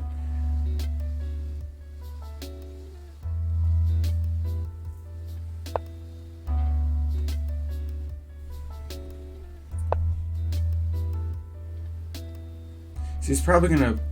I wouldn't be surprised if he pushed here. Oh, but then I can just capture, and then capture, and capture, and I'm only down by 2 pawns. And not to mention, like, these 3 pieces right now are just dead. So... And the only really way, and the only real way that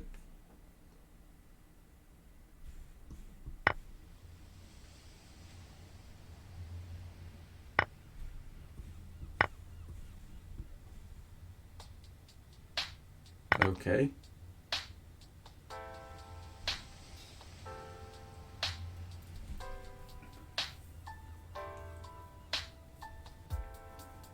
I was gonna say the only way, real way, is Dark Squared Bishop was involved was protecting his D pawn, but both those pieces are gone now. Okay, so he pushes, so I will check, and I feel like capturing his pawn, but I'm not sure if... Not screwed, I'm doing it.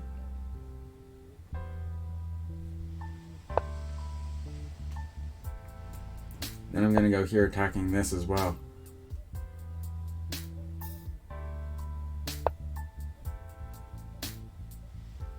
That is an interesting choice. Let's begin to let's begin the pawn push, shall we?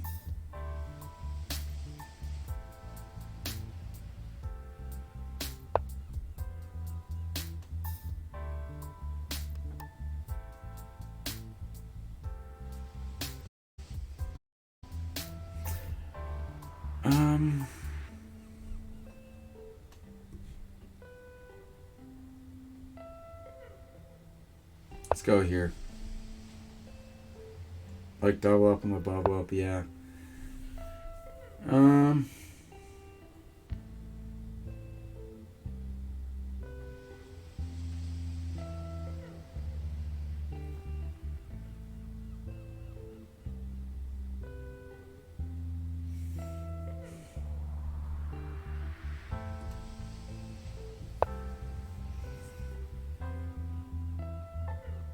Yeah, in situations like... Oh, he wants to go here and let me just go here.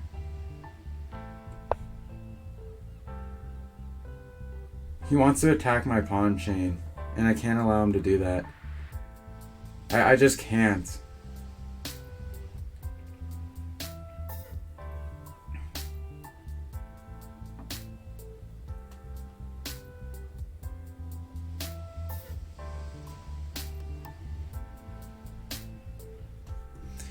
Yeah, so now that because he's thinking, I can safely assume that's pretty much his plan the whole time. I think I want to attack the bishop. So if he takes, I just take.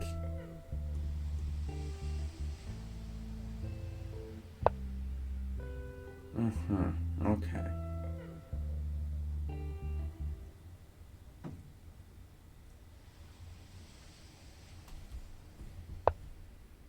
Move, push up my king, I think.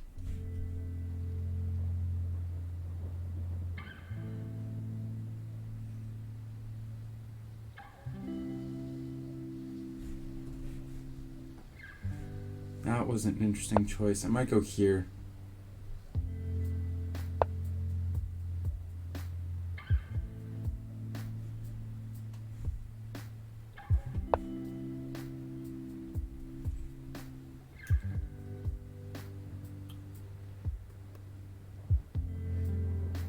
Did I say we could play? I was wondering what your rating was, actually. I'll actually go here, because it's really hard to checkmate with just these 2 pieces. So, and as long as I don't allow him to capture the pawns in this pawn chain I have, then it should be pretty good. And then maybe king here.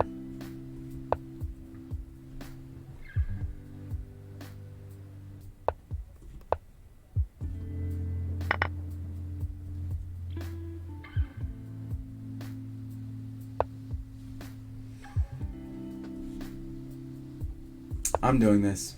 I'm doing that. You can go here, but then I get the wide peepos. And if he ever moves his thing here, then I go here. And of course, if he goes here, then I just capture it.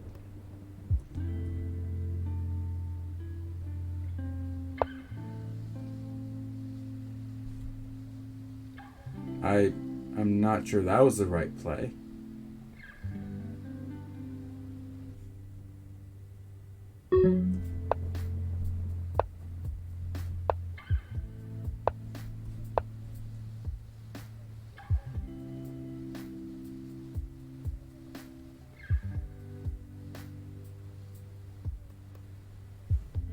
Yeah, what is he gonna do? I mean, this is exactly why you don't give up. Like, I could have been like, oh, I blundered my knight in the middle game. Oh, I quit.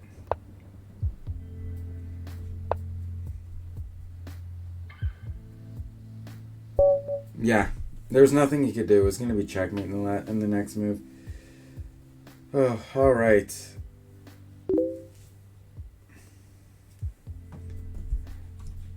Your rating is that high? Dude, I'm gonna get spanked. I'm gonna get spanked, literally. My rating's only 1289. And I play with the black pieces, what the heck? Okay, I'm gonna play a match with you, and then I'm gonna finish off my reactions for the day.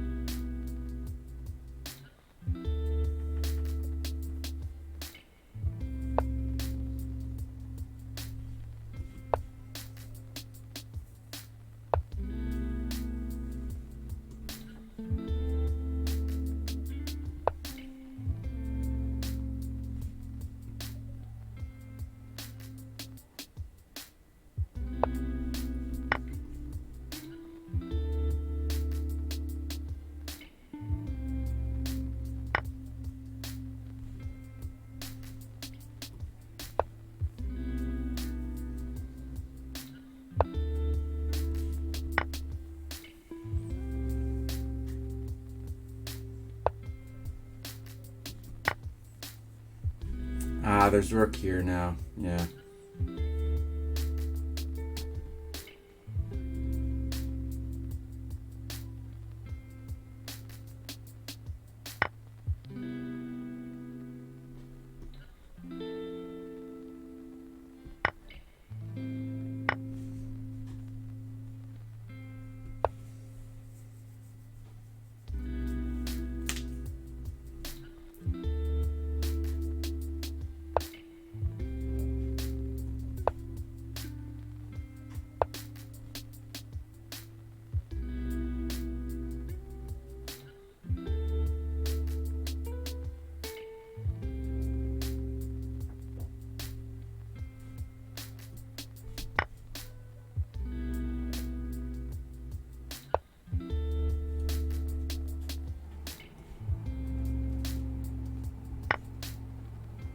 I feel like I'm getting greedy.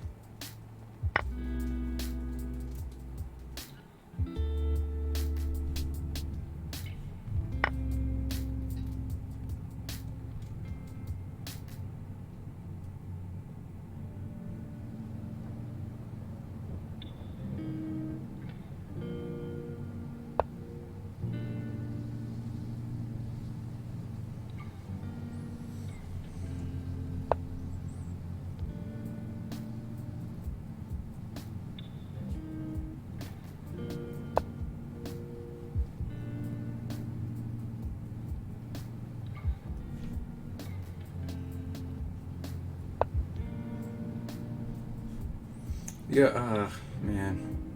It's falling apart.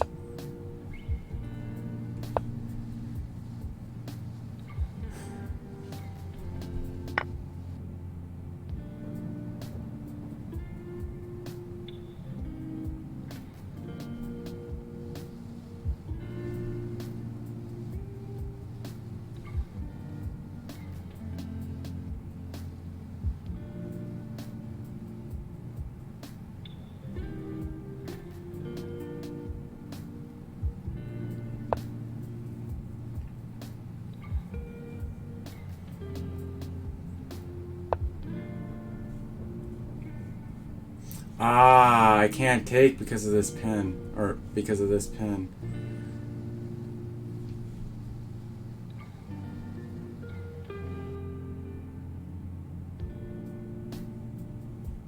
If I go here to block, just captures. Yeah.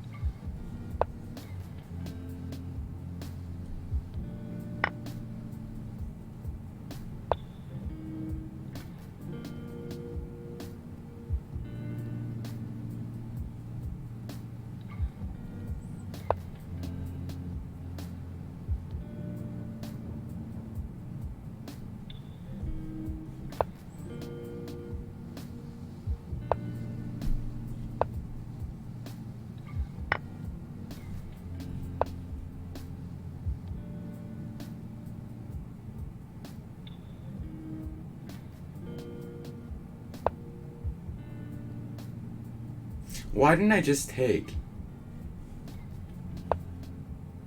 Yeah, it's lost, whatever.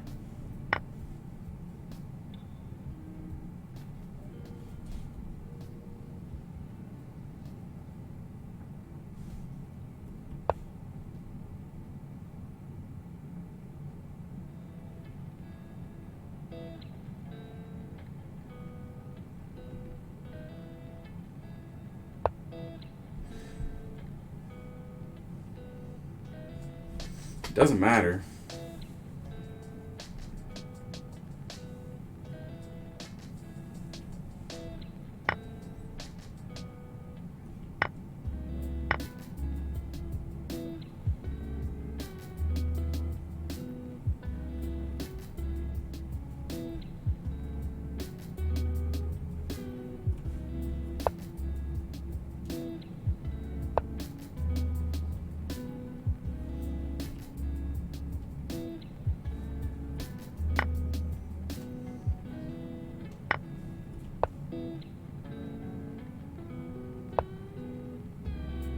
Yeah, I don't even have the back rank anymore.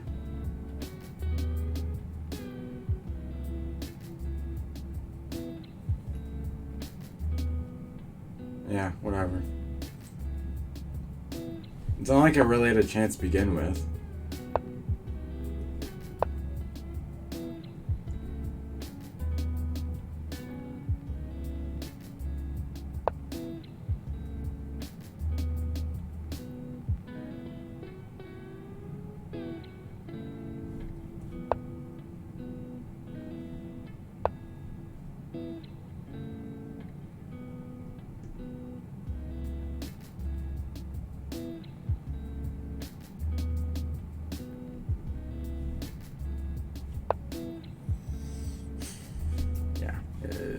It's made, whatever. I don't care.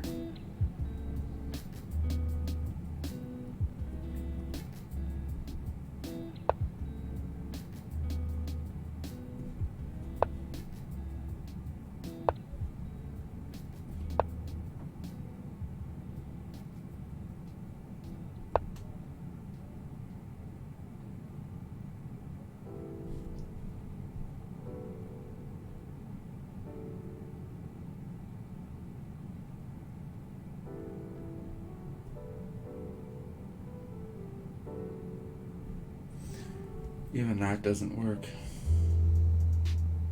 Yeah, like I lost. It doesn't matter.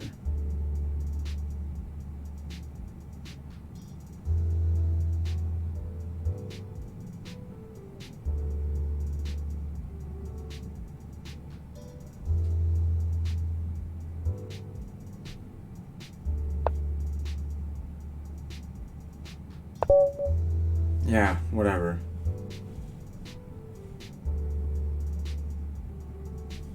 Yeah, I'm gonna play against the opponent now that I actually have a chance at beating, because that's just a little bit ridiculous.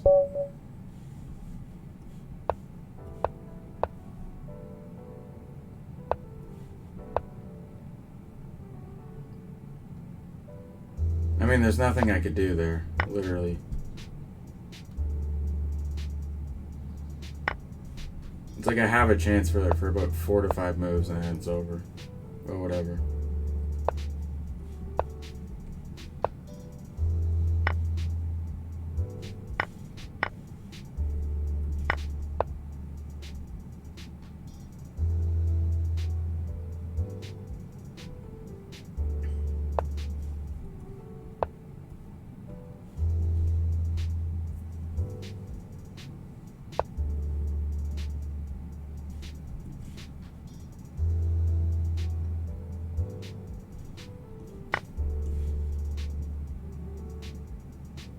If he takes with the rook, it's checkmate. He decides to not take it all instead. Okay. Obviously, I had to move my rook.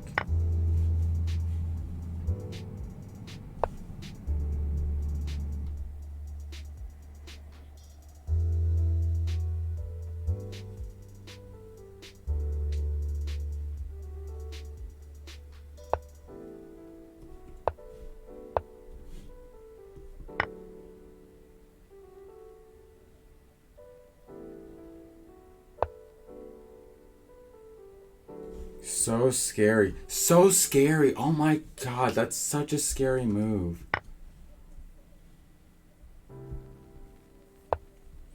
That was literally the most scary move.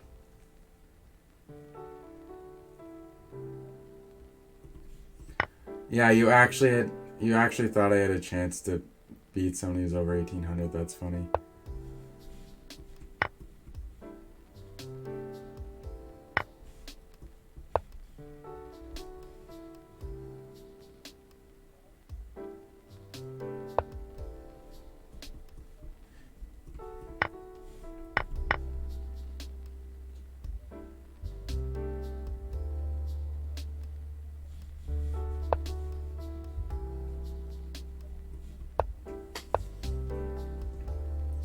So scary, wow. Let's just go here.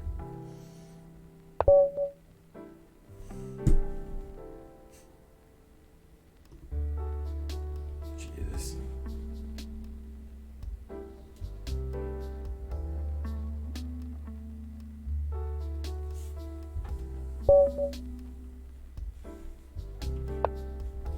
I don't play people who push their queen pawn first. That's not like it pisses me off. Like, it legitimately pisses me off so hard. And why am I playing somebody rated that high? Like, Jesus, the rating is almost 100 more than me. Like, I'm just... And why 3 in a row they put me in a game where I'm playing black?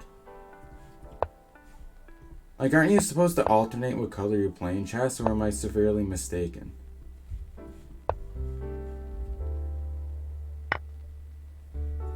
And obviously he's going to take here, obviously, because that's all he knows how.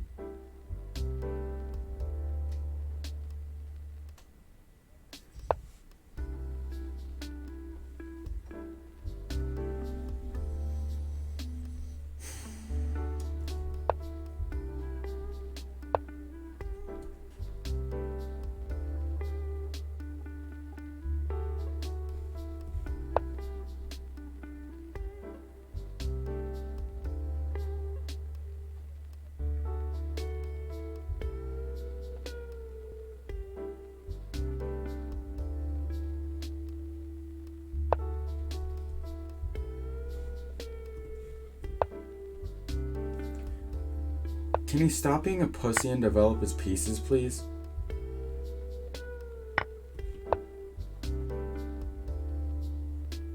Like, Jesus, all your queen side is completely underdeveloped. If you want to actually have a chance in playing in chess, you have to develop your pieces. And that's not me trash talking, that's just me saying general knowledge about the game.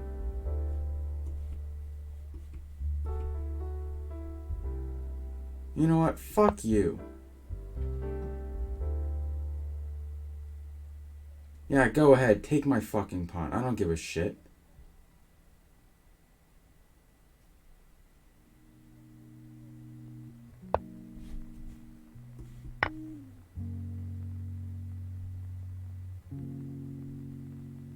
Go ahead. Take my fucking pawn. See if I care.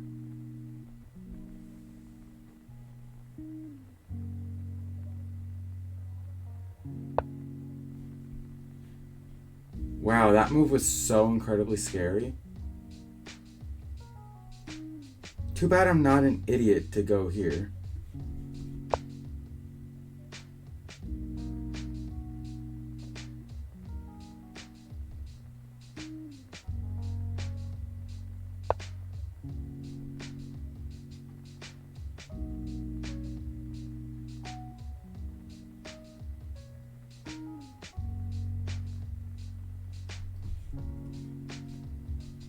Can't even go anywhere. Like, instead of doing a pussy move here, why don't you just capture? Like, that's my fucking question.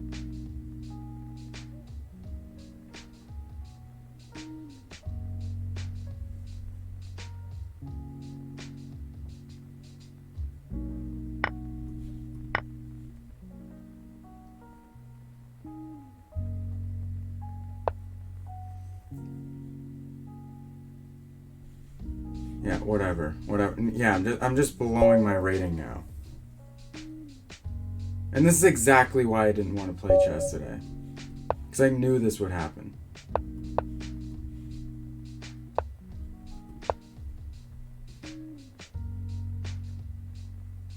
We're on move 3, make a fucking move.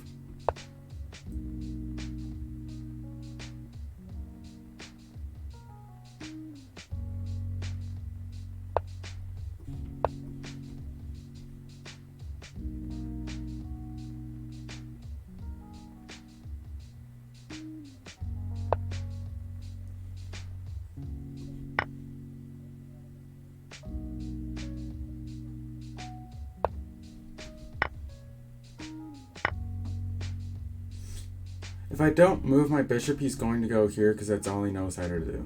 So, whatever.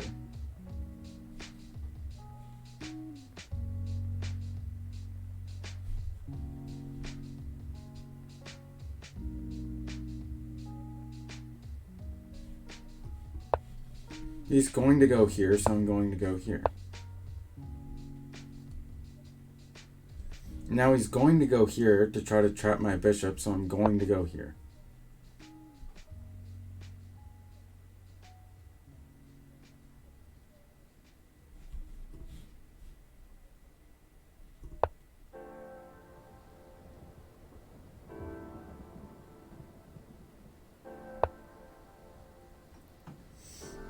That was possibly the worst move I've ever seen.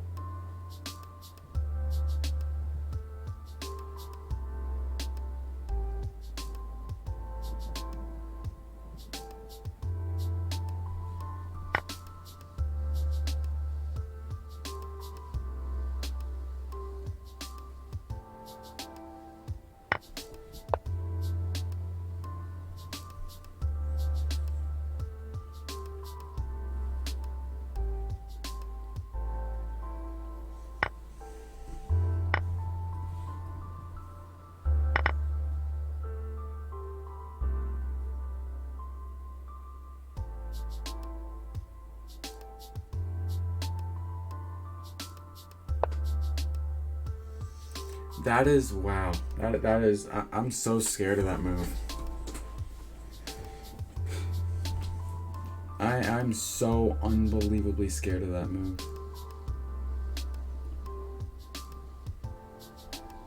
So scary.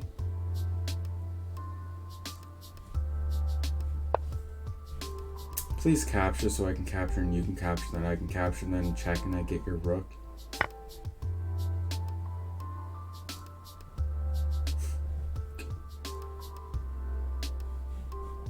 Yeah, whatever. Go fuck yourself. I don't give a shit about your life.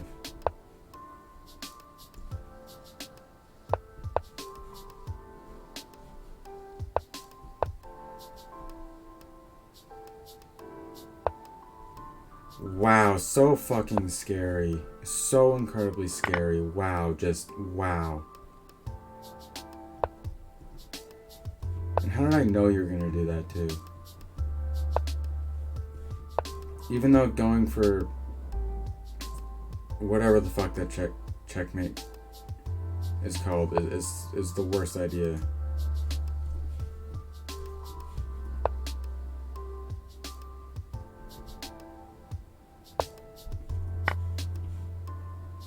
I will capture your queen if you capture with the queen.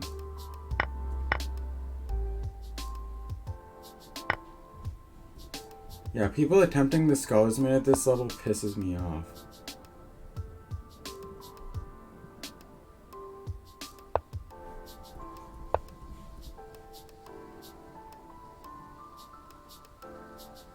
To me, it's the equivalent of insulting me to my face. It's like, oh, I can do this no problem. Like, obviously you're not going to see it.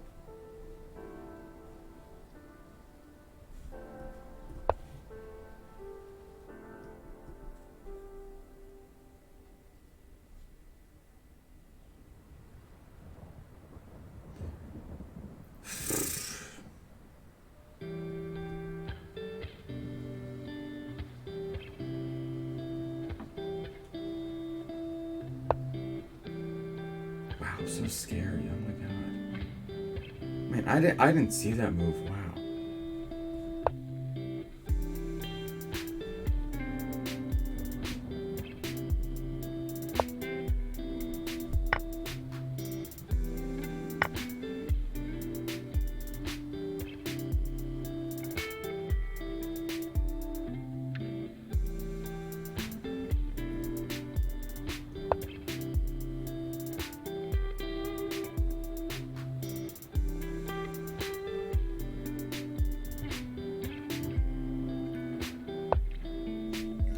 I thought he was gonna do that.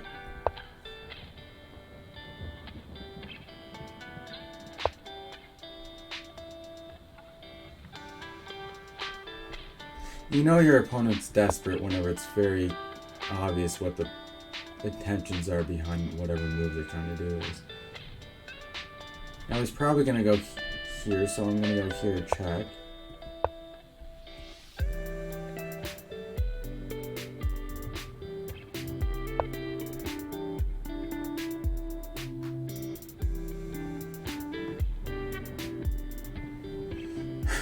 Let's just exchange.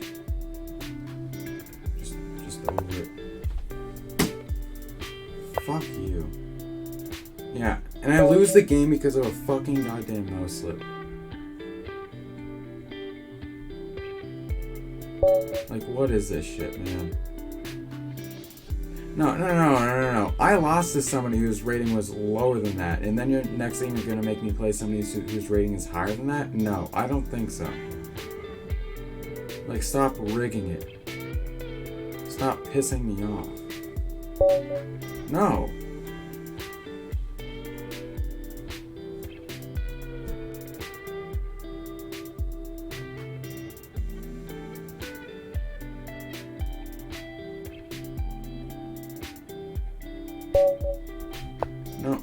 No. I don't care if I get temporarily banned. I'm not playing a game that's clearly rigged against me. I'm not. I'm just not. I'm just over it. No. Why does the game keep alternating between these two fucking players? It's ridiculous.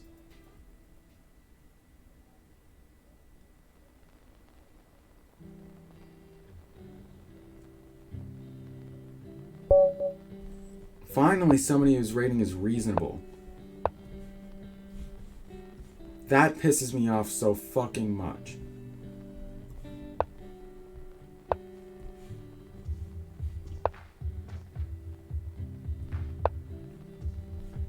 Really?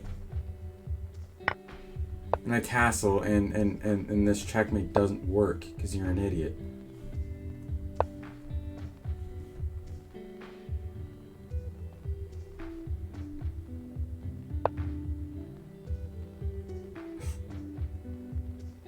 You actually think I don't see it. You actually think I don't see it. And now he's gonna go here and here.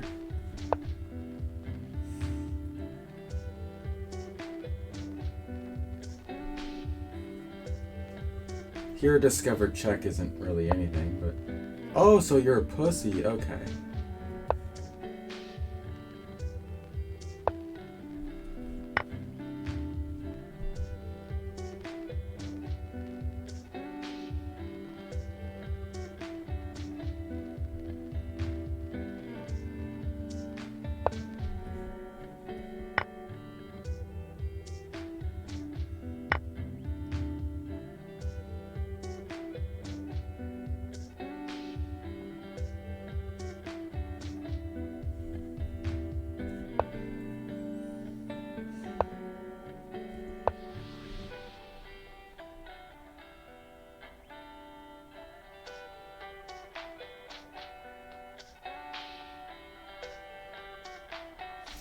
Getting my bishop here doesn't work.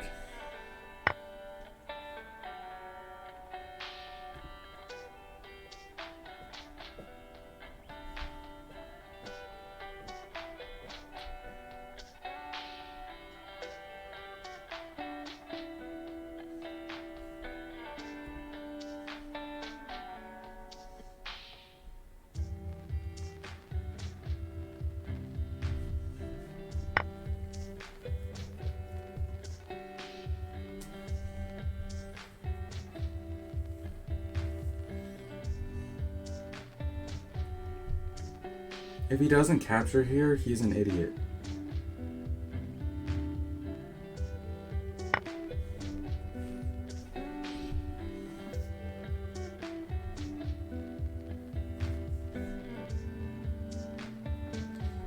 Yeah, just how convenient that the game always puts me against somebody who's better than I am. Like, the only moves for me is to blunder my queen. That's the only thing I can do. But then after that, I have nothing. And I don't even have a move like this to stop the checkmate because there's a stupid fucking pawn there.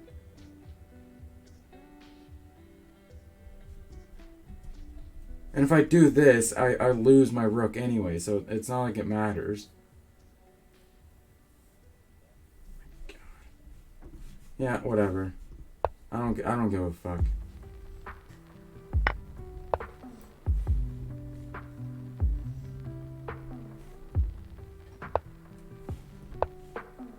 Whatever. I would rather blunder everything away.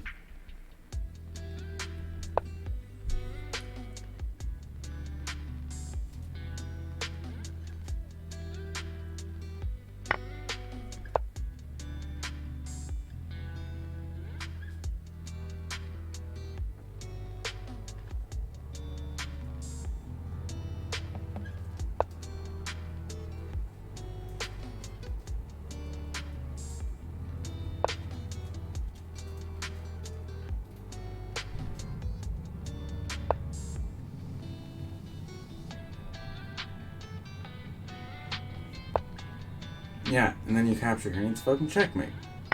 Yeah, good job. You're officially the biggest asshole I've ever seen in my entire fucking life. Go fuck yourself. Yeah, I'm not even gonna finish my reactions for tonight. I'm just not even in the mood now. And keep in mind, this is all because I played one stupid chess match. Yeah, so I'm done, and I'll be back Thursday. All right, see you later, guys. Bye.